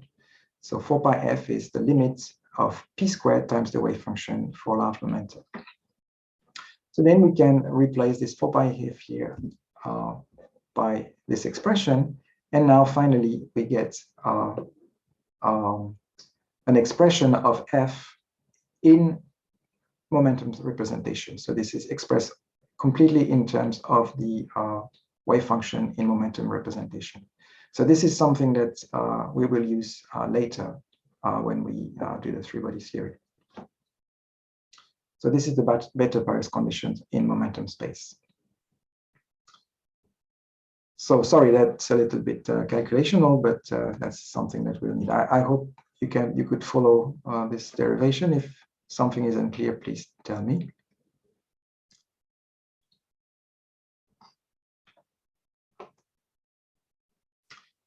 Okay, and now we can look at what we get in the zero-range theory. So what are the bound states in the zero-range theory? Well, it turns out that there's actually only one bound state in the zero-range model, and that's something that you could actually anticipate from what I showed you before. And this bound state has zero angular momentum. And again, this is quite kind of expected because everything is designed in the S wave, partial wave only. So let me show you briefly how we can derive it. So we look for eigenstates of energy, negative energy minus h bar squared kappa squared over 2 mu. So we can do it in coordinate space. So in coordinate space, in the zero-range theory, we just have the free wave equation, right? So we have this radial equation. Then the solutions for negative energy are just a linear combination of converging and diverging exponentials of kappa r. But we impose the physical condition that only the converging exponential is relevant. And then we apply the better Paris boundary condition. So in real space, as you remember, it says that the derivative of u divided by u is minus 1 over a. So this is the better Paris boundary condition. So if we apply it to this function here, then this is very trivial to do. The derivative gives this minus kappa prefactor. And then trivially, we find that kappa is 1 over a. So this is what we expected. And you can actually write down now the full wave function. So from this result, so it's exponential kappa r, now kappa is 1 over a, so exponential minus r over a.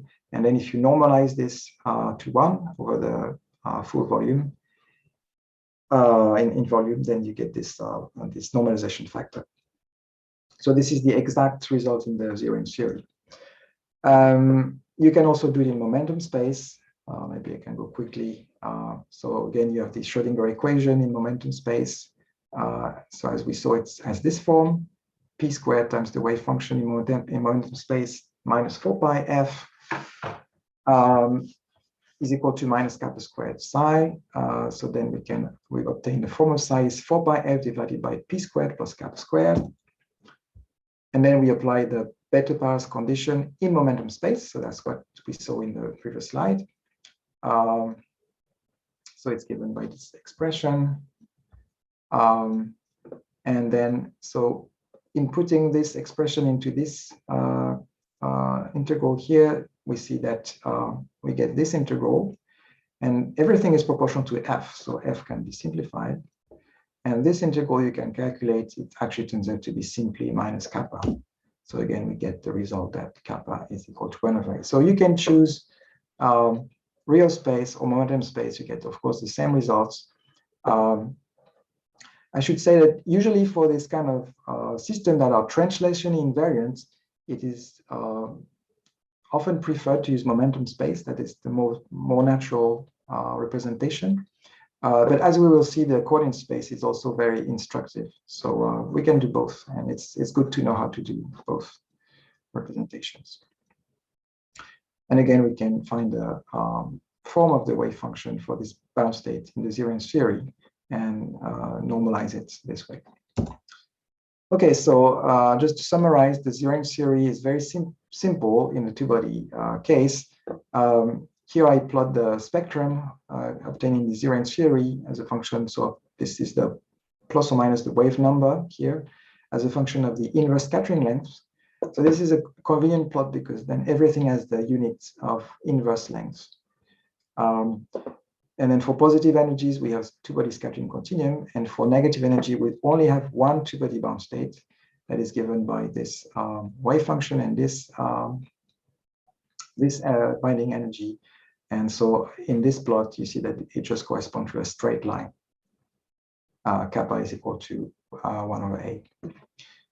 Of course, that this is an idealization, and what it really describes is just simplified theory that describes what happens for real systems close to these universal regions where a two-body bound state appears. So you see that in the zero-range theory, we only have one two-body bound state that's just two-body bound state that's just below the threshold. But in reality, there could be more deeper bound states in a real system with a deeper potential. So the zero-range theory only describes what happens close to this region. But it's a much simpler theory than using full potential. That's something that can be used in a system with larger number of particles. So that was the important point for these lectures. And now I don't know how much time I have. I have a couple of, a few extras.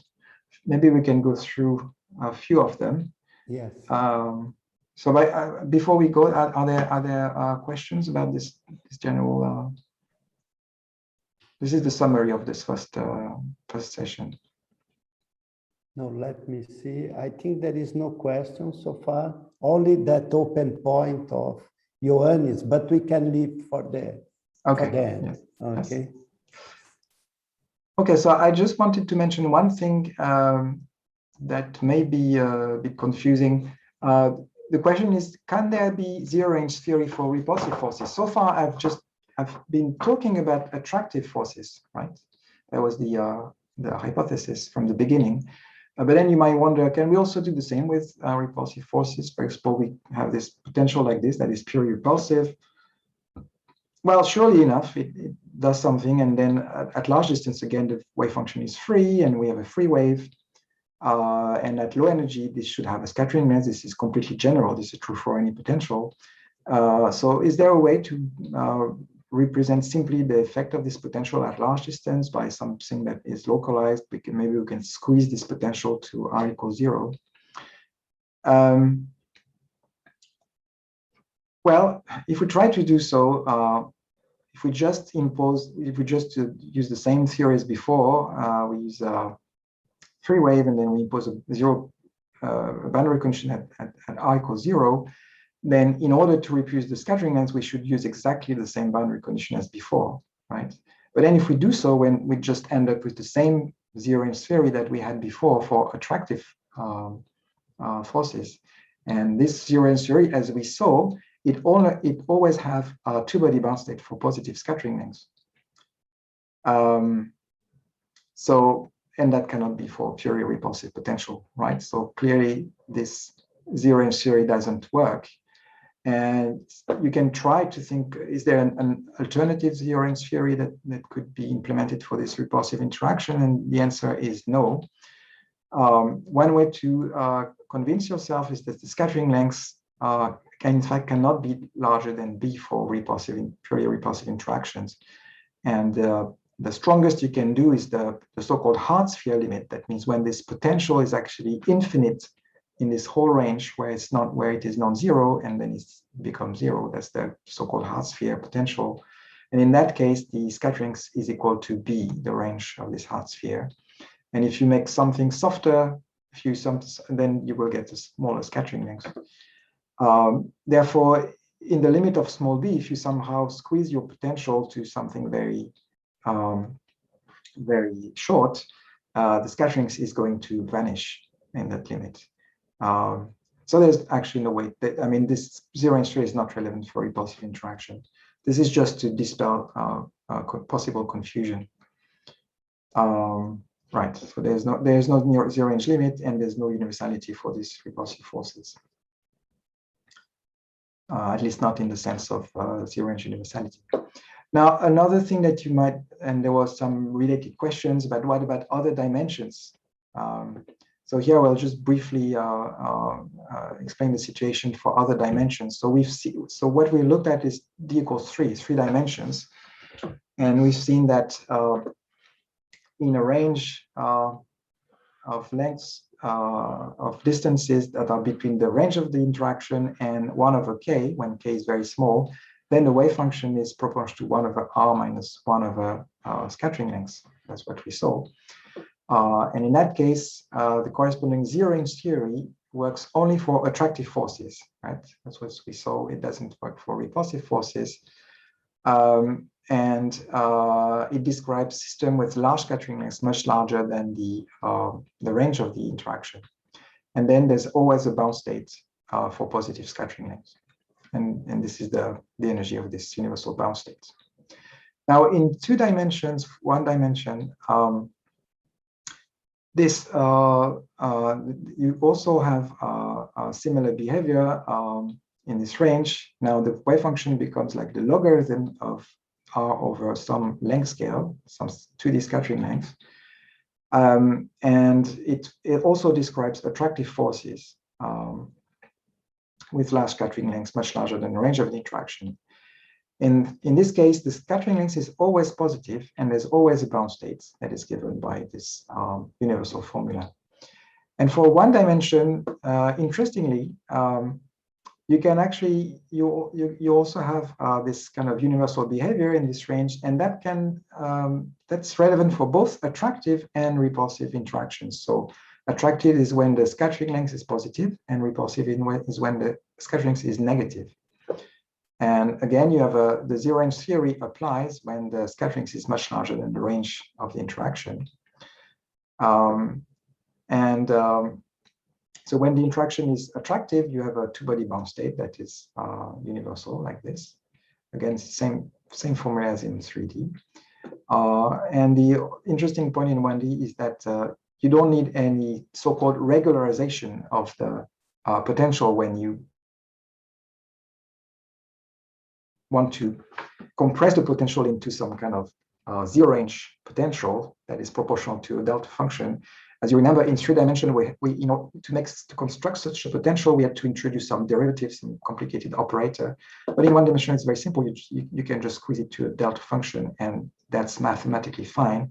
And the constant of this delta function is just related to the scattering length like this. There's no renormalization relation as we saw before in 3D. You will get much more details about 1-dimensional systems in the lecture by Professor Bloom. And let me see. Yes, I have something about. Maybe I can briefly mention. So I explained this zero-range universality that occurs at low energy for very large scattering length. You can actually extend the zero-range theory to something called the effective range theory. So when you expand the phase shift, or more precisely the k over the tangent of the phase shift at low energy, very low energy, you get -1 over a. This is what we saw. But if you go to the, and this corresponds to the zero-range universality, but if you go to the next term, you find that it's proportional to k squared. And that introduces another length scale that is called the effective range.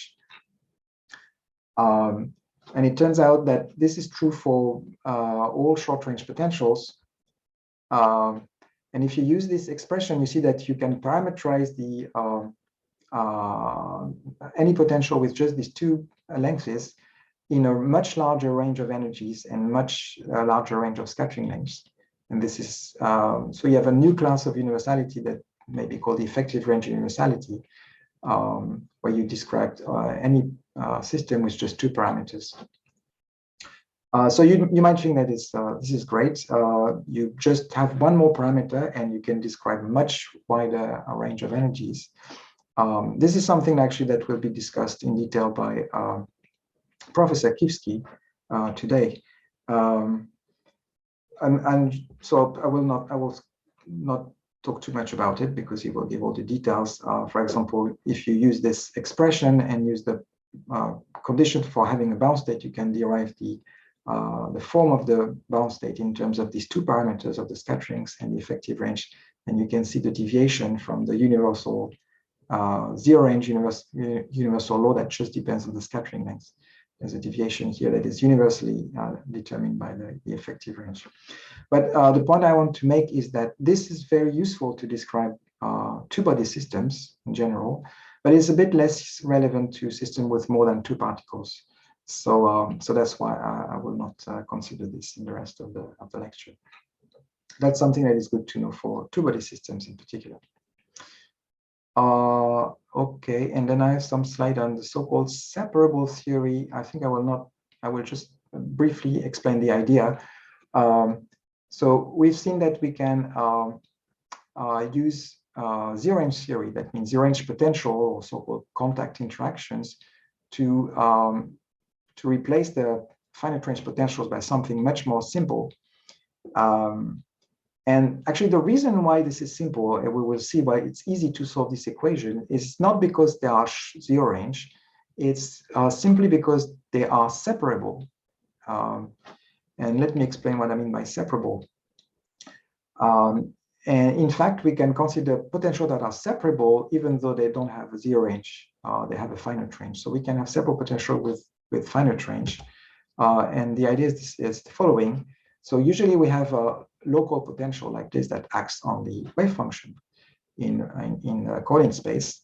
In momentum space, as you know, it is this kind of non-local potential. But in general, we can consider any kind of non-local term that depends on two coordinates, r and r prime, or in momentum representation, a potential that depends on two momenta, p and q. That would be the most general operator in quantum mechanics. And there's a particular kind of operators that are said to be separable. That means that you can express this as a product of a function of r and a function and same function of r prime. And you can do the same in moment, and that's equivalent in the momentum space to having also this separability of the momenta. So this potential is just equal to a product of function of each momentum separately. So this is said to be separable. So here we have some prefactor that is coupling constant. We call it coupling constant, and this function we call the form factors. So in bracket notation, you can express them like this. It's a bit more compact form that is independent of the representation.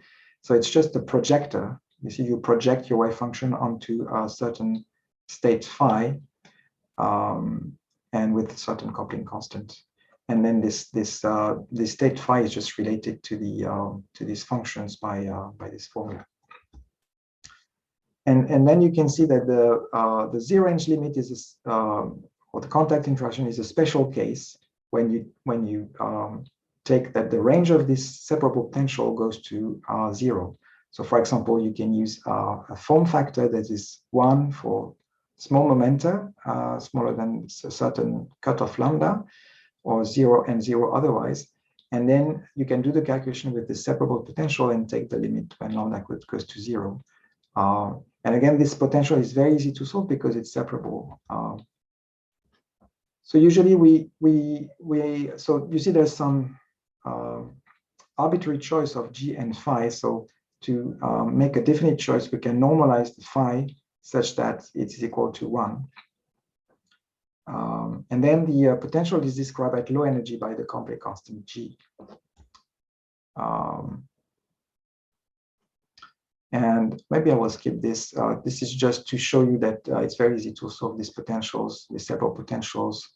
Essentially, it's the same structure as what we did for the zero range series contact interaction. We have exactly the same structure, but it's a bit more general. Now we have these form factors that allow to have a finite range of the interaction. Maybe I can skip all this. And again, we have a renormalization relation, just like for the contact interaction between the coupling constant of the cerebral potential and the physical scattering length. And that is given by this integral of the form factor. Yeah, I think this is essentially what I wanted to tell you. We also have the Feshbach resonance, but probably we can skip that. I think you can read the note and see the derivation by yourself. It's relatively straightforward. So I guess there are questions now. Okay. Yes, there are many questions. Oh, many questions. First, I would like to thank you for this beautiful introduction, and generated many questions. So now I think we can go. There is indeed 3 questions. Still, the point of Johan is about, I think he's making some relation to a contact force, but in classical theory, I think. When you have classical mechanics, maybe this is what he wants to have clarified, if it is possible. Right. So actually, I am afraid I cannot re-answer the question because I'm not sure what they mean by this. R equals 0 is excluded in Newtonian attraction, maybe they're thinking this is probably more complex in classical. I think I understand that you have to take out one point of your yes, maybe that's related, for example, to the Coulomb interaction, where that is infinite at R equals 0. And yet in quantum mechanics, so you would have some, you would have some kind of fall to the center in classical mechanics, but in quantum physics, actually, because of the 0-point energy, due to the quantum fluctuations of the kinetic energy, actually it's stable, and you can have a bound state that is finite value. You don't have a, infinitely deep bound state. Maybe that's what they mean. Not sure. Johannes, is clear this point to you? Hello?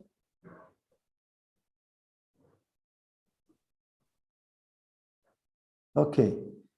I'm not trying to answer the question, but no, you give a point, I think. And, okay.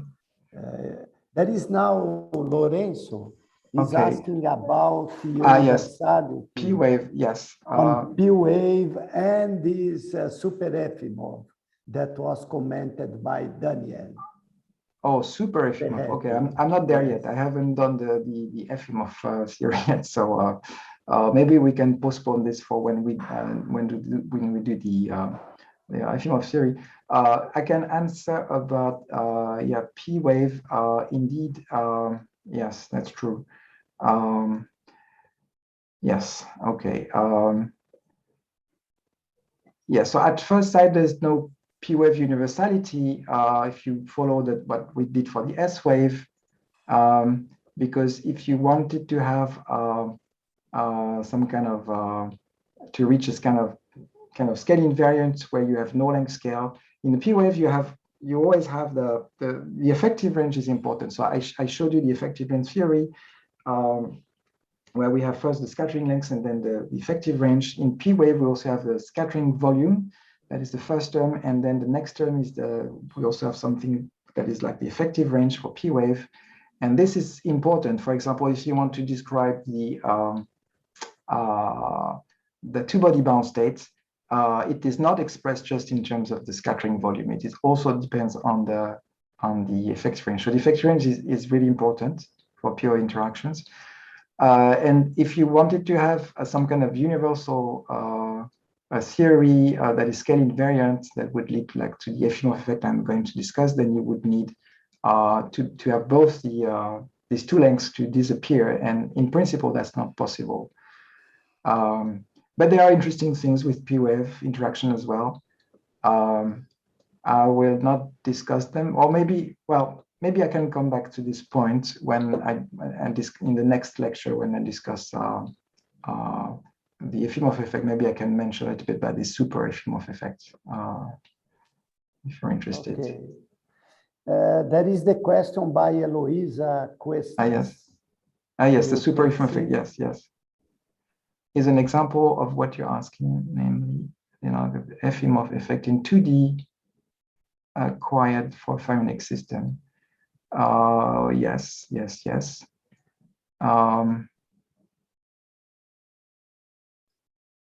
Okay, so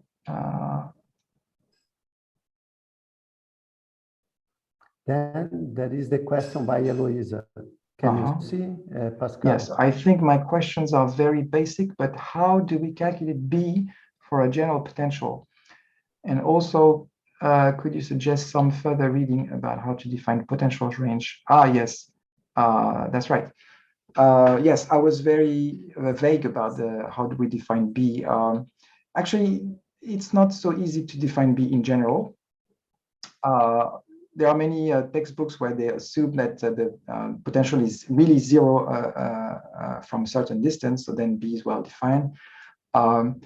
But in general, it can be defined for potentials that decay faster than 1/r cube, as I mentioned. These are the short-range potential from the perspective of scattering theory. And well, one way to I'm not aware of a systematic way but for certain given potential, you can define B. As we will see later, we will consider van der Waals potentials. So these are potentials that decay like 1/r6. And associated to this decay at large distance, you can construct a scale. So if the scale is given by the tail of the potential, that's the way you want to define it, then there's a generic method, which is to equate the kinetic energy with the tail of this potential, and that gives you a length scale.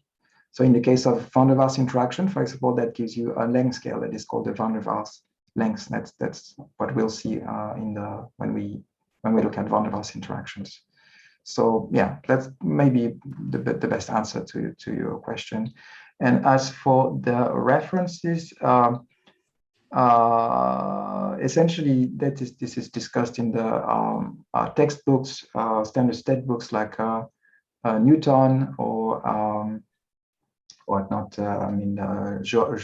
There's Newton, Joachim, or all the standard textbooks on scattering theory.